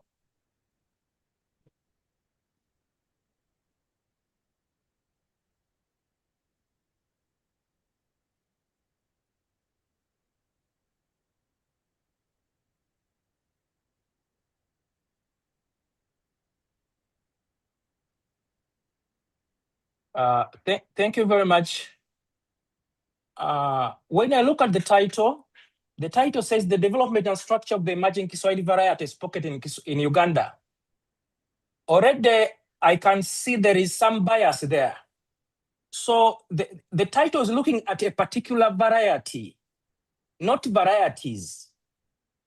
That means that probably when the candidate went to these different sites in Arua, Mbarara, Jinja, and Bombo, he was able to come up with the convergent point of view, as has been identified by the previous speaker, the head of department, Dr. Gomushabe, that in all the sites I went, there is this peculiar variety that is trying to come up. But as I said, I did not read the work. So probably this candidate can try to explain to that. You may not explain the first two comments I made, but allow me, bear with me to explain that variety that the title is carrying that can easily attract the readers to come and read your work. But in actual sense, when he or she reads in detail, you are not conclusive, because I remember you said you found a different structure in Arua because of the contact between the Bantu, Kiswahili, and non-Bantu Alua languages. Then you got another structure in Kiswahili and the contact between Kiswahili and the Bantu languages. So just help me to unpack the title such that it does not bring an impression that your study came up or was able to identify this particular variety that is emerging or that you're talking to. Actually, if there is no an emerging variety that you are able to come up with, then I would transfer the quotes that Dr. Gomushabe was talking about to the word variety, and even that variety, I would even put it the brackets, varieties, IES in quotes, such that it gives the reader an impression about the study in general. Otherwise, congratulations and thank you for the hard work. Thank you. Thank you, Dr. Jingo. Thank you, Dr. Jingo, for those, first of all, insights, comments, and then this other question that you pointed out.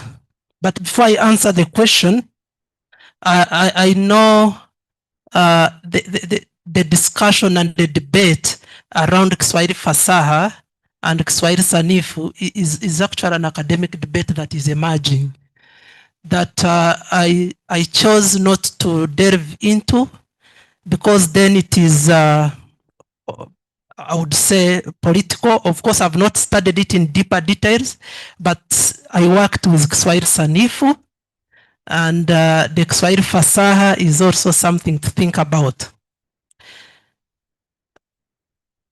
The aga and the ga, that ga is a wide debate in Bantu. This word I normally have issues saying it. Bantuitics, the study of Bantu languages.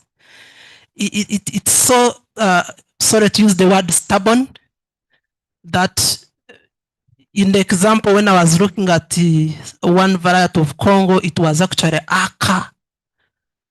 In Kenya, there is aga. There is anga. So there is a study, I think is Furmoto, who has delved into that aga. But now, because I was not working with that variety, Kiswahili cha mtaani in Dar es Salaam, so I didn't look at that ga. I only worked with Bunia and Kivu Swahili. Actually, it's Kivu that brought in that nga that I analyzed. So the title, the title is my sitting room, and my sitting room is in somehow in trouble, so I need to organize it right after here with my supervisors.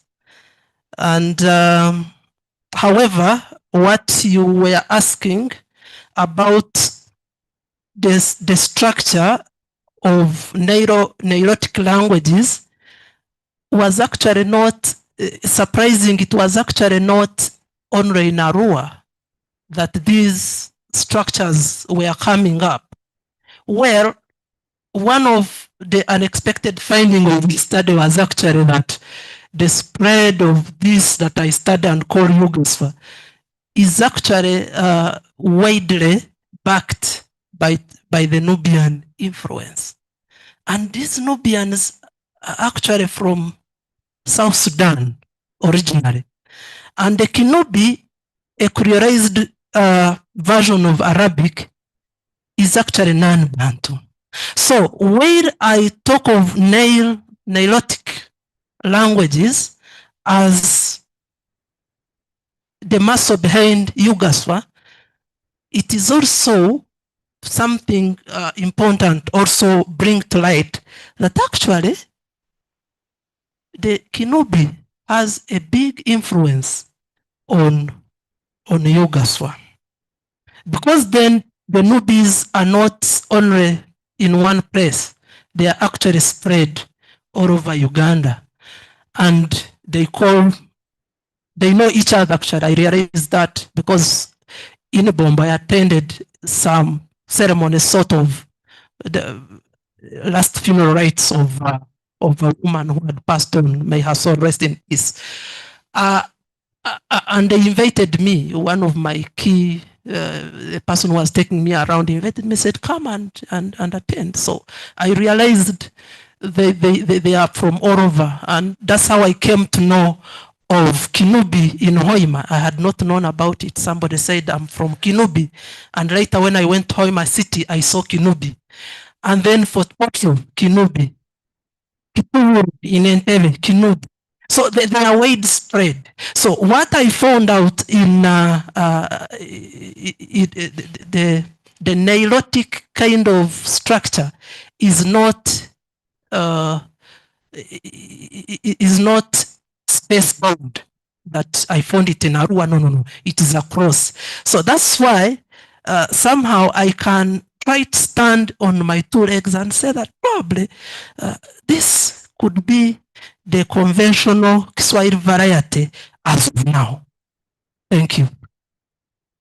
Thank you very much, Dr. Caesar Jengo and all the panelists. Now let me ask my chair. Before that, I request that I attend to some missed call. Then I continue. Missed call? Yeah. Why? The natural missed call. Okay. Oh, okay. Okay. We shall give you a minute.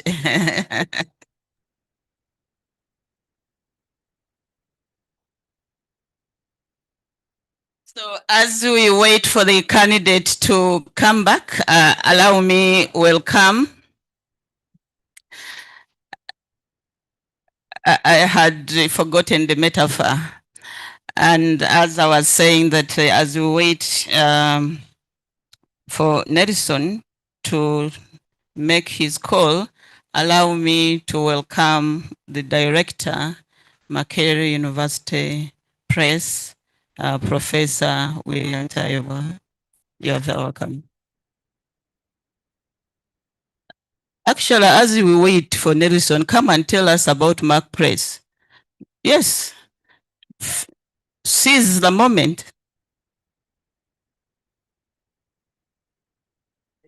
Thank you very much, Madam Chair. Good morning, colleagues. Yes, so Mark Press is an exciting place as you are following. We are making very good progress with publication of your books. And I think the more exciting one is also the journals. I think we need more support in the field of the journals. As a college, Madam Principal is here.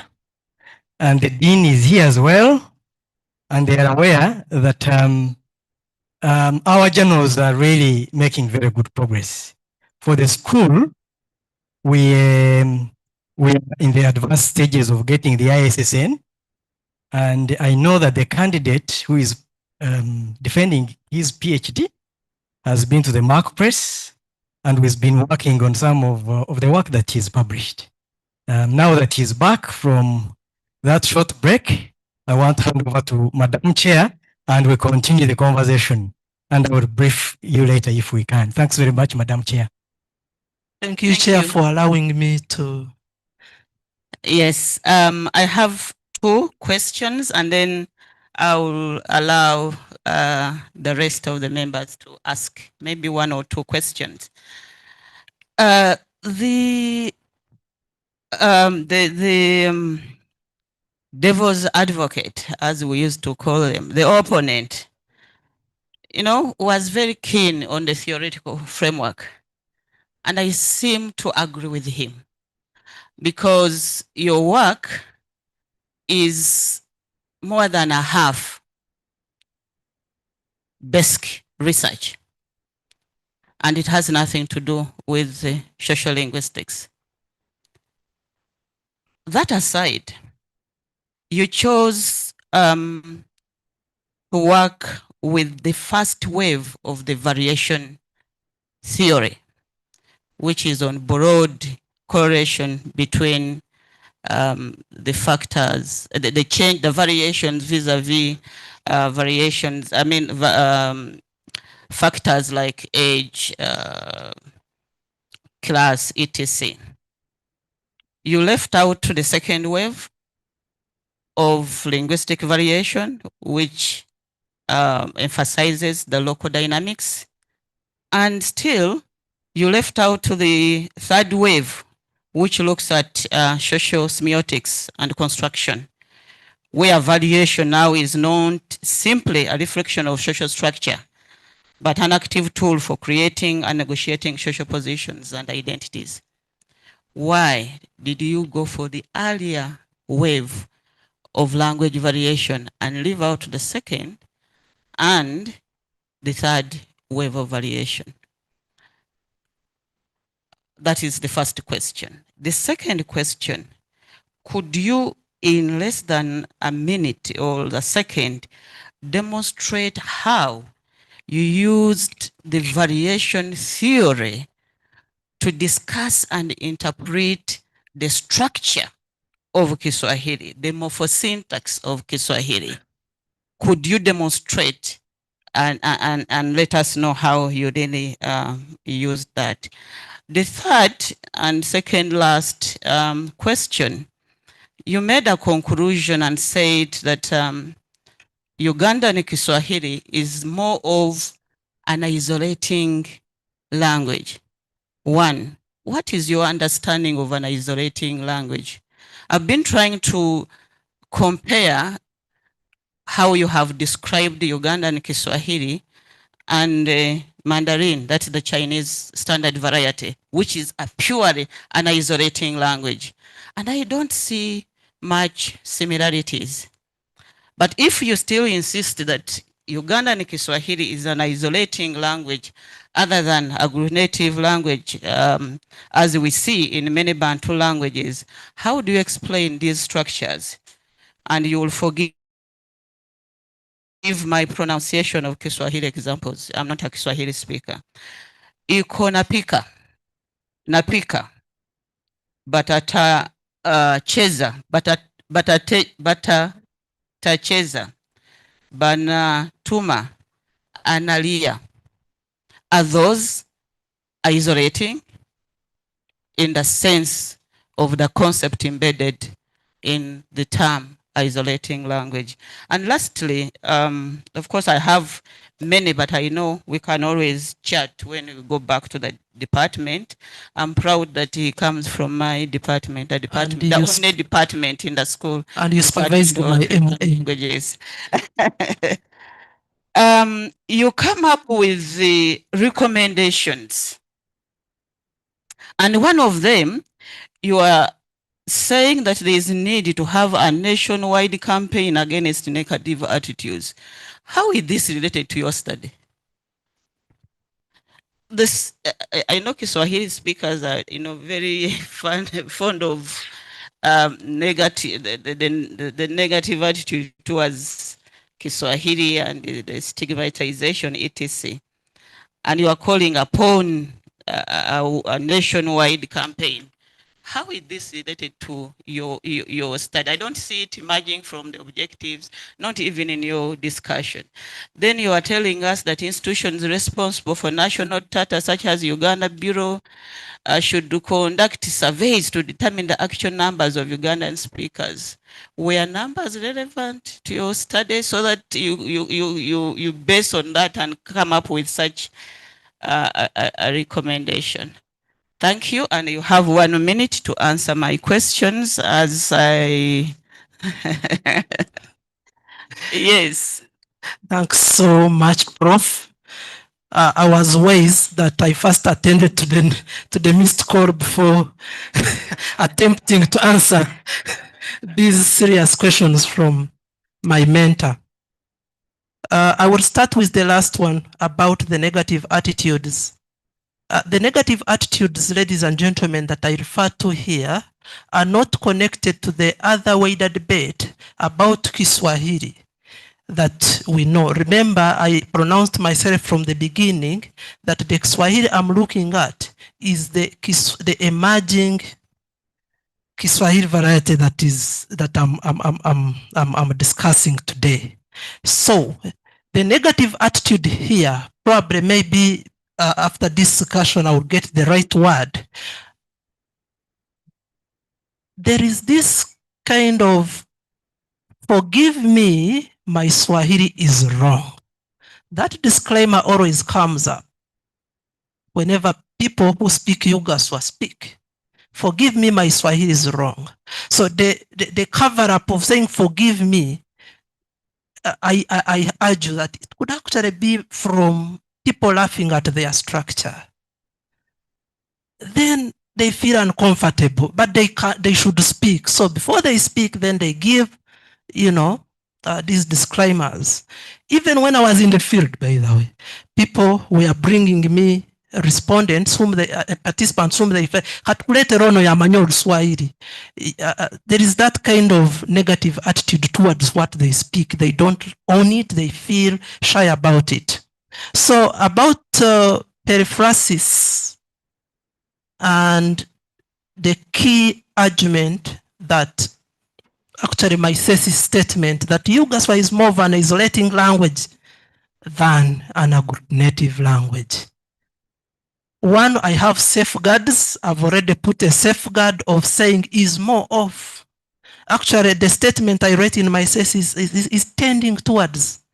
Then that does not rule out other issues.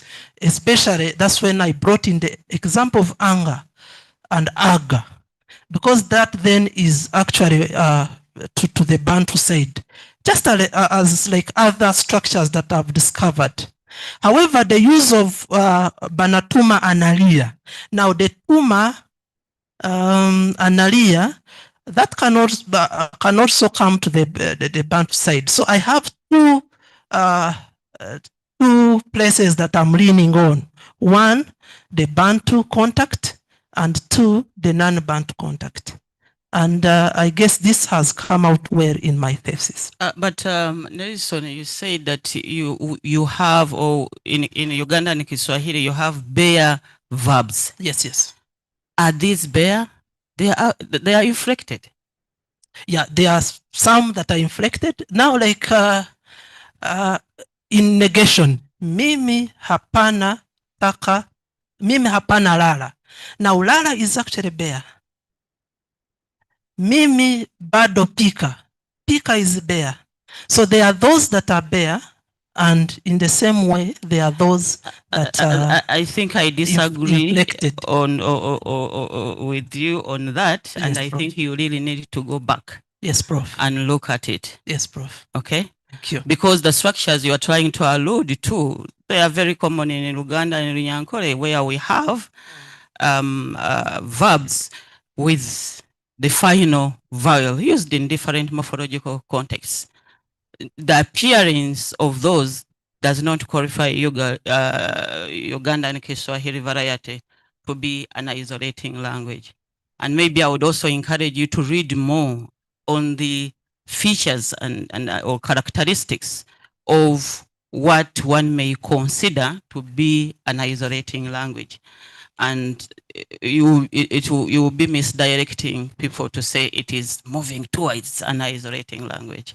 I think there is no sufficient data to allude to that. Okay, Prof. Theory? Now, this giant in the room, theory and the waves that have come after the 1960s, Labov's work. Well, I was aware of them, but probably I had thought that my theory was sufficient enough in that first wave to explain the linguistic features that I was dealing with. So then I closed an eye to these other waves. But since I've done a PhD, and PhD goes with research and knowledge finding, Prof, allow me to also look at that. Thank you. Thank you very much. Let me begin with those online. Dr. Cindy Magara, you have the floor. Cindy, are you there? Professor Farouk. Yes, I'm here. Yeah. Okay. Can you hear me? Yes. Can we see your beautiful? Hello. Yes. Can we see your beautiful face, please? I'm driving. I'm in traffic. Okay. Yeah. Congratulations, Nelson, and thank you, Chair, for this opportunity. I listened keenly from the start, and I would like the presenter to take these as comments from an ordinary person who is interested in Ugandan languages, African languages. And I will start with a point of information, which may also be an inquiry, but I wouldn't want him to answer me. I'm just wondering which kind of people were speaking Swahili in Mbarara. Then when he mentioned Kinubi, that the Nubians settled everywhere, I just wonder whether the current places, which is evidence that the Nubians were there in Toro, Bunyoro, whether they are actually inhabited by the Nubians, and whether he was able to find people who are still speaking Kinubi there. My thinking of it, because Kinubi in Hoima is just leave Hoima city, you wouldn't find any Munubi there. It's just a village. My suburb in Hoima town is called Kiganda. There is no single Muganda in there. Probably the Waganda had settled there once upon a time, or there was a lot of interaction. So that one may not mean that because there are places that there is an influence of Nubian into the Swahili being spoken in that area. Because when you go into details of which kind of people actually speak Swahili in Bunyoro, because he interviewed lots of people from there, there are lots of Nilotics in Kiriandongo, Masindi. It's a fusion. Bunyoro is actually, we call it the United Nations of Uganda. Every ethnic group is there because of Kenyara Sugar Factory. You'll find such kind of settlements where there are industries, like in Kakiri or wherever. So the people who speak Swahili becomes a medium for people, the locals and the people who are coming in to interact. So there is no Nubian. Maybe in Arua, you may still find people who identify as Nubian. But in Bunyoro or Toro, for ethnic patriotism, someone may say we are originally Nubians, but there isn't that influence on the language. That is my ordinary man's or woman's understanding of things. Then listening to Nelson present at the start, he says it is clear the Bantu Kiswahili and the Nilotic Swahili tend to inflect differently because of mother tongue influences, and he gave examples. Yet in his argument, he's presenting this variation, and that's why maybe even the title has only one variation, as one, Yugaswa. And from listening to him, it's as if Yugaswa is coming from two different dialects. So I want to ask, is Yugaswa homogeneous or not? I'm sure so many people have been asking you this question and you have tried to attempt to answer. So don't answer me that, but think about it. And borrowing from the same vantage point, while you call Yugaswa or Ugandan Swahili Yugaswa homogeneously, you go to Congo and continue the colonial narrative of balkanizing Congo. You use geography, the Kivu dialect and the Bunya Congo dialect.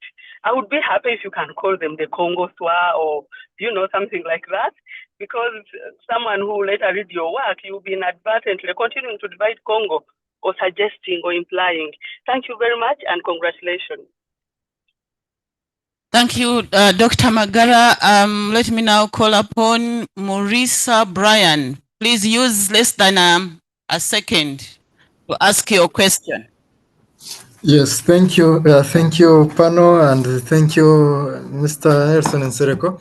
I want to comment on the title. I think, in my view, if we're really looking at the cross linguistics, but also the social linguistics, when I look at the title, when we speak about variety, emerging Kiswahili variety, in my view, I think it is really okay because Swahili is not like Chinese. There are no varieties of Chinese elsewhere in the world because it is only China. But Swahili is within other many countries in the region. So when you are in Tanzania and you are speaking about a variety that is Ugandan, then it has to be a variety. I don't think it should be varieties. It has to be a variety that Uganda, we are not in the same status like Kenya or Tanzania, where Swahili has had that history, where it is really uniform. So I think, unlike the recurrent speakers, I think doctors, he can consider, after all, he can consider really leaving it the way it is. I think it is real okay. It is a variety. Like Doctor has said, Dr. Magara has said, the Congo Swa, it is a variety. Other than just calling them the Bundia, let us take it like that, then we also take it in the mainstream because Kenyans really think that we have a variety, but not varieties. Thank you. Thank you very much, Brian. Dr. Wandera, less than a second, please. Asante sana mwalimu. Asante. Samuel. Asante sana. Tunataka Kiswahili ikuwe lugha ya Afrika yote, lakini tuko na lahaja nyingi. Je, kuna njia ya kuunda Kiswahili kimoja sanifu badala ya kuwa na lahaja nyingi? Nimemaliza. Asante. Thank you very much, Samuel Wandera. It's okay.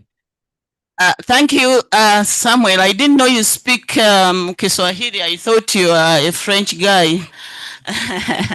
Okay. Any questions from this side? Please use less than a second. Let's begin with Dr. Sebuyunga and then Professor Natkunda. Thank you very much, Sarongo. Looking at your theoretical framework, I was just wondering if you think it useful to also include language contract theories, especially to explain the morphosyntactic structure of this variety of Kiswahili. Language contact theories. What do you think about that? Thank you. Thank you very much. Prof. Thank you, Madam Chair. Asante sana mwalimu. Nelson Nsereko ni mwalimu wangu.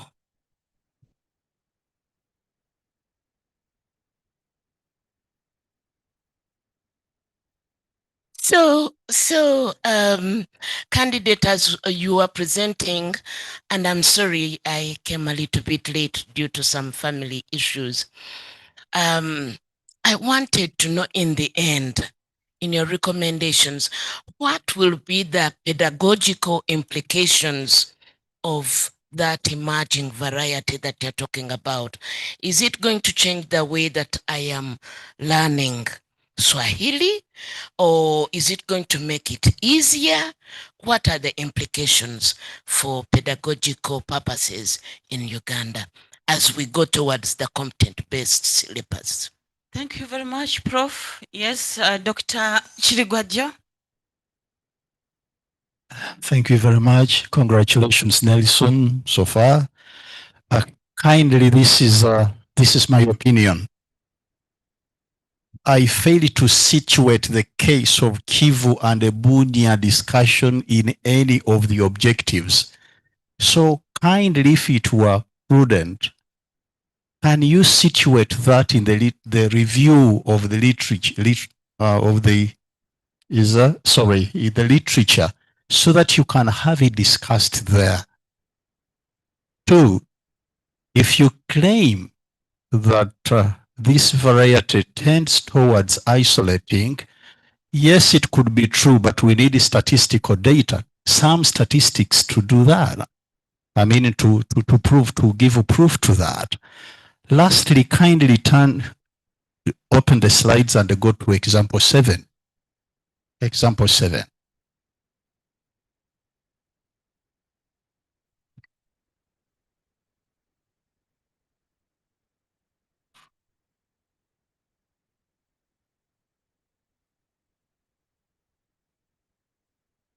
Sorry, I should have started with that so that we are ready. We don't waste more time. So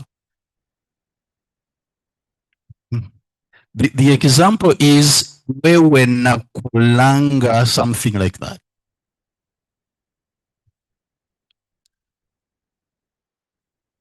Yes, that's where we are.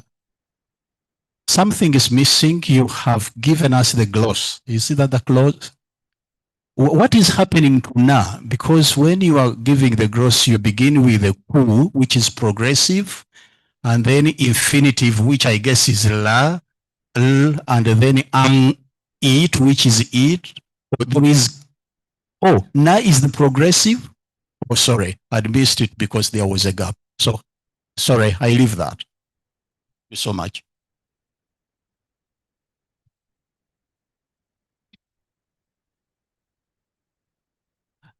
Okay, ndugu Nsereko, thank you for the wonderful presentation.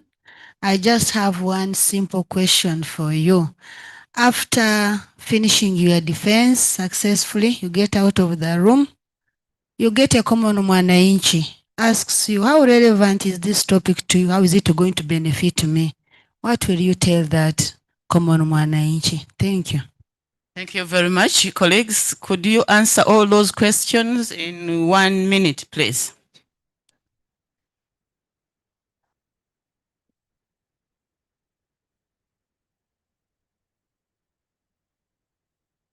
So let me start with the last one from Dr. Ann.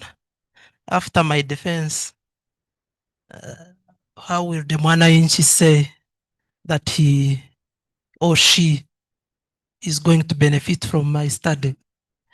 Dear mwananchi, who is online and here in this room, you don't need again to give any disclaimer when you are speaking your Kiswahili. Please do speak, because scholars in Makerere have found out that there are so many different ways of speaking a language, and even minority languages have a right to be spoken.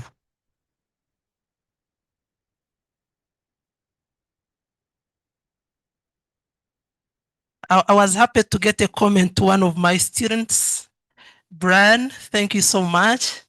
Of course, now, Brian, you bring on a debate. That's a big debate where it should be one. Now that tickles our head, and I'm aware you are a master's student in Kenya. Please come home and do a study around this big fish called Yugaswa. There are a lot of spaces to work on. Please come home.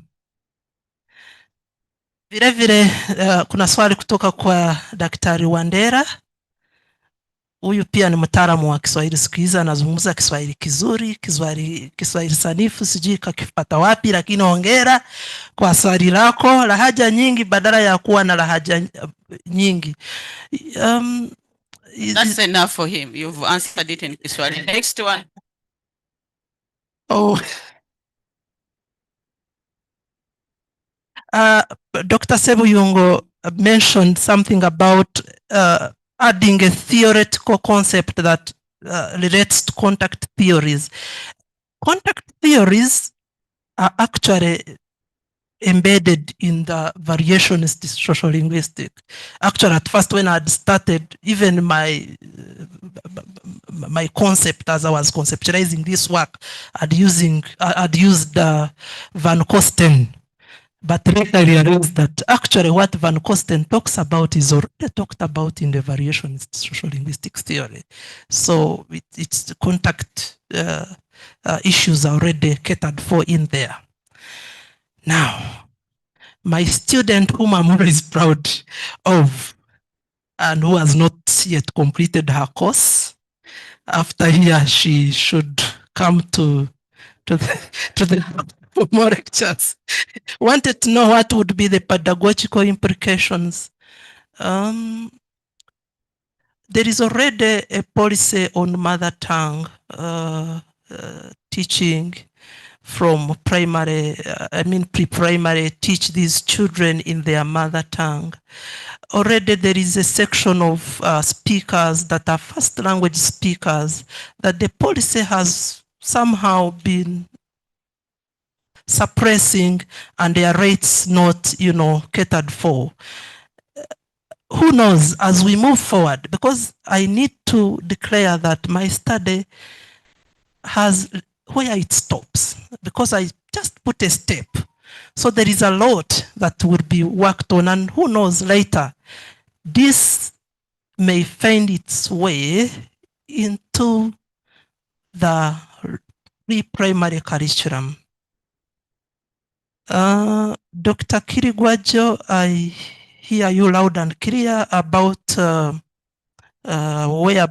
Bunia is talked about. I have a whole chapter 3, where I took time to actually clearly analyze and look at the structures of the 3 that I was studying, 3 dialects. Let me use that general term.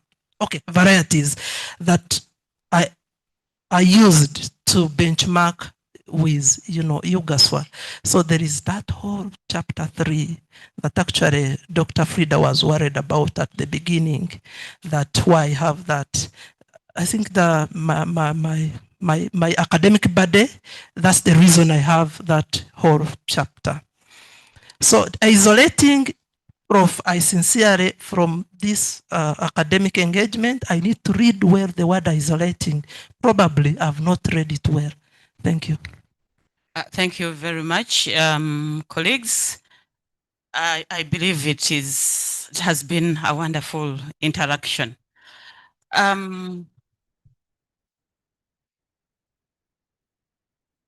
Now allow me to take my juries outside, and then we decide the fate of the candidate. And please don't go away. Just within 5 minutes, we shall be back. And as you wait for us, again, I call upon the director, Mark Press, to continue to tell us the benefits of publishing home. How many journals do we have? How can my book be published? How can these new doctors, I see Dr. Juliana, Dr. Where is Mbaba's, what's the name? Mbaba's, yes, and many other doctors, how can they turn their PhDs into, books that can be published with Mark Press? Please, you have, and the realities they get, etc.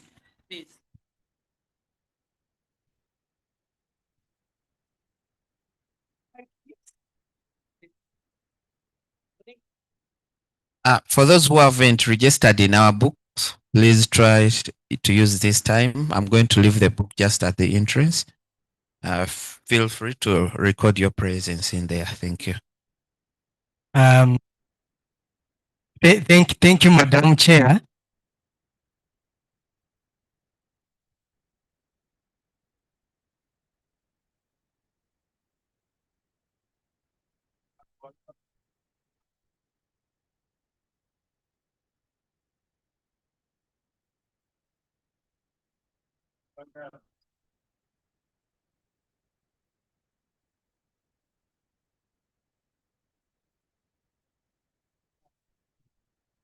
I think the Dean has given me a tough assignment, because I think we needed this break to just get out of the room and take some fresh air.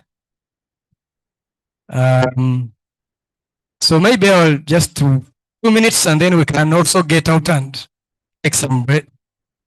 So the biggest concern has been in the past that books, first of all, let me speak about the books and then speak to the journals, that there was not enough rigorous quality controls.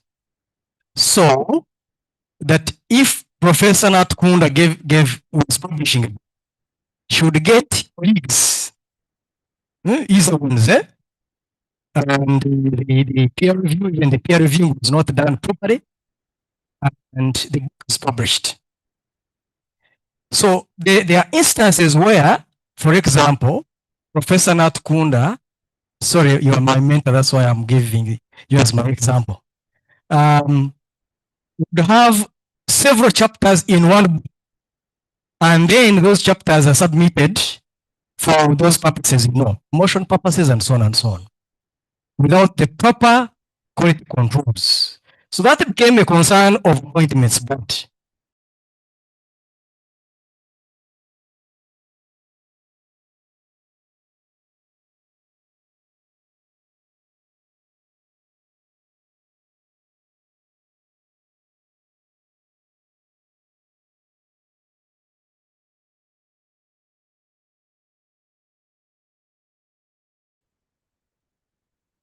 Thank you very much, Director and Professor William Tayewa, for keeping my people attentive and not going away. But I also believe that you have really benefited from his brief. So, colleagues, we stepped out and we chatted amongst ourselves, and these are the overall observations. One was on the assessment of the candidate's knowledge of the subject, and members felt that it was good, although they felt that there is more need for the candidate to make a vivid distinction between formal linguistics and social linguistics, because both of them are reflected in his book. The candidate's presentation skills, the members agreed that it was excellent. He was very articulate with the good mastery of the English language. In terms of the quality of the thesis, the members believe that it's good. However, it requires more editing and proofreading. Candace's response to questions, it was very good. He at times went political. You know how politics, right? Yeah. So they highlight a few things that you need to work on. One, the issue of the theoretical framework is quite central. You need to make revisions as pointed out by the opponent and other members on the panel. And I think already by now you know what exactly you need to do. Again, many people queried your title, so there is a need for you to revise it. There was a general feeling that your work is, in terms of its philosophical orientation, is not interpretive. So maybe go back to the approaches and the designs that you used and revise that. We also felt that it's too early for you to say that Ugandan Kiswahili is an isolating language. Perhaps you need to maybe leave out that or present it in a way which does not suggest that it's really an isolating language. Lastly, the presentation of findings is a bit confusing and requires attention. This is in terms of the structure of the book. And your good supervisor has taken note and agreed on how to assist you. So overall, the committee strongly recommends that you be awarded the Doctor of Philosophy of Makerere University.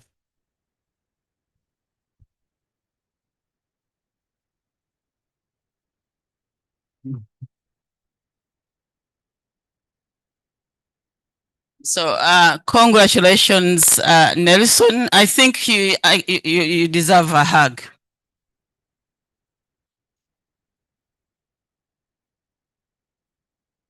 Yes. I know it has been a long walk to this day, and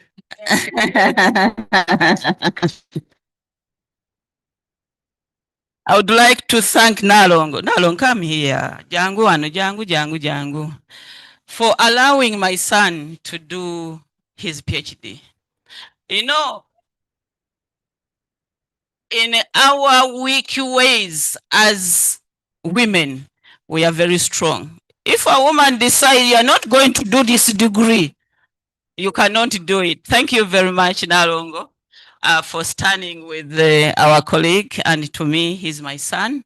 And I'm happy as your MA supervisor, as your mentor, that you have finally made it to the club, to the PhD club. Yes, I'm going to give you a second to say whatever you want to say, and then photo moment.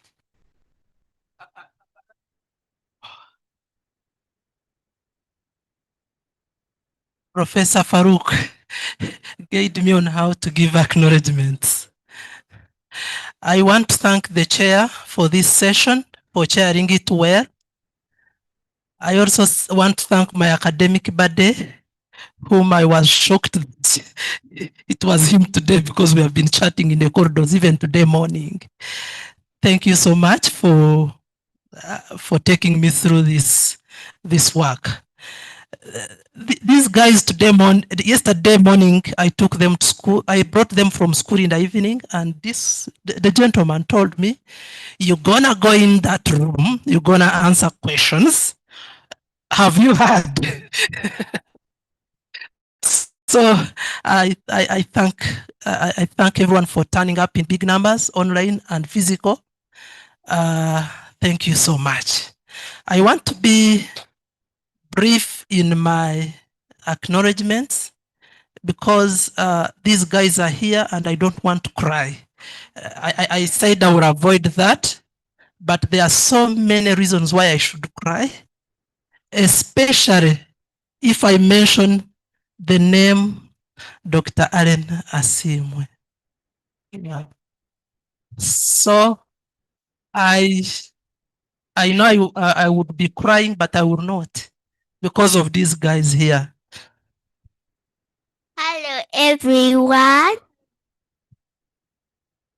I want to thank everyone who has prayed for Daddy to finish in his PhD.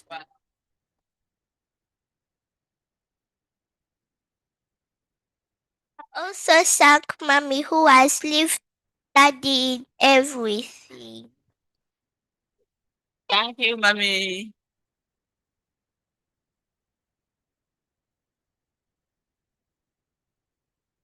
When you grow up, will you do a PhD? Yes. That's very good. So, Molongo, you've made a promise, and I will be following up to ensure that you also do a PhD. Okay? Thank you so much. This is Nakato. This is Kakuru, the chair Mwasa. Ladies and gentlemen, allow me to thank my supervisors. In capital letters, I will still emphasize Dr. Allen Asiimwe and later Dr. Innocent Masengo for standing with me right through this journey. I know the incubation period I worked with Dr. Masengo to actually come up with this topic. So I applaud him for guiding me and for nurturing me. We are office mates and we have been working closely. I was so bad in academic. I remember the 2020 LAIA conference where I presented a paper. Professor, you waved at me and did this. But I know because you're my master's mentor and a friend, but the presentation was bad. And whenever I think about it, I feel bad because I know there are some whites that had flown in the country to listen to my presentation. I know they were kind of, but you know how they do. Nelson, I think it was quite a wonderful presentation. So they said that, and I went with them to the field. We did some data collection together, but I felt that they were actually saying my work was good, my presentation, but it was bad. And I would see the disappointment on Dr. Allen. I think I tried to come around her and say hello. She refused in a Chichiga way. And so I promised myself now to sit down and do real reading. Doctor, I was a doctoral fellow of the Gelder Henke Stiftung that funded my PhD. My tuition was paid, everything was paid. I also had an opportunity to enter into a plane for the first time. Katas of Gelder. I know Professor Navtanya. You have less than a second? Yes, Prof. I will use that second. Professor Navtanya, I know is online. Dr. Mugumya, the coordinators of this project, Duncan and Esther. Esther, who is my friend and my buddy. Thanks so much. The principal, last year, she asked me that what is failing you to graduate? Can I give you money for printing? I said, Prof, no. So, Prof, I've finished this PhD. You are asking me. The deputy principal, my dean, oh my God. Prof. Banja Narisasra, maybe I will supervise well. The head of department, these two, one is the dean, the other is the head, and they are in my department, how special I am. And I have a close relationship with them as their mentee. They have mentored me.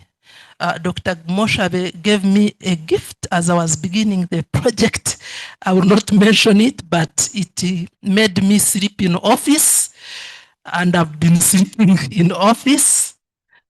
Myself and Dr. Womshana on the New Year's Day of this year, we slept in office from 7 a.m. a.m. to, as they were exploding the fireworks, were in there. Dr. Womshana, my academic best man, congratulations. And you people, let's not forget the support staff. In the morning when I entered this room, I found this gentleman, I forget his name, Kakoza, Mr. Kakoza. He was cleaning the room and he was making it ready. I saw Farouk. Farouk even came to my office to see, am I fine? Sunday has been, sorry if I mention it, maybe they will chase him, I don't know, but he gave me his key. You all know a window of 19 has always been lit at night. And Prof, your staff in your office, they are just amazing. The school is full of love.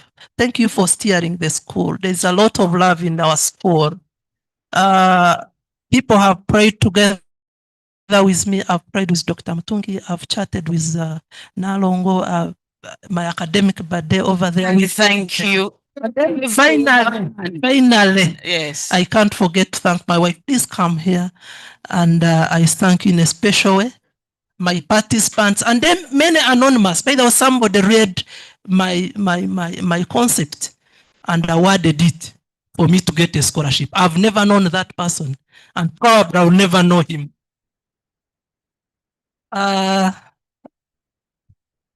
Okay, Dr. Narongo by association. Thanks so much for standing with me, and may God richly bless you. The rest, my cohort mates, everyone, God bless Thank you very much. Now, we have a gift which is going to be presented to you by the director, Mark Press, as a way of congratulating you reaching this far. Madam Dean, and now, and the supervisor, please. Supervisor Dr. Allen, both of you should have been here. So this is yes, a Kiswahili book published by the University Press, and it was published by one of his supervisors. I suspect he may have a copy already. Lakini kama una copy utawapa zawadi kila mtu anayetaka. 8, sawa. So yeah, on behalf of the Makere University Press, but also to encourage you to work on more publications in Kiswahili, we offer you this gift. So congratulations very, very much, Doctor. Congratulations, Nalongo, Dean, and Supervisor. Wonderful job. Congratulations. Thank you very much. Sorry, Madam Dean. Dr. Romshan, I missed your defense, but the Makere University Press has a gift for you as well. A book in Runyachitara that we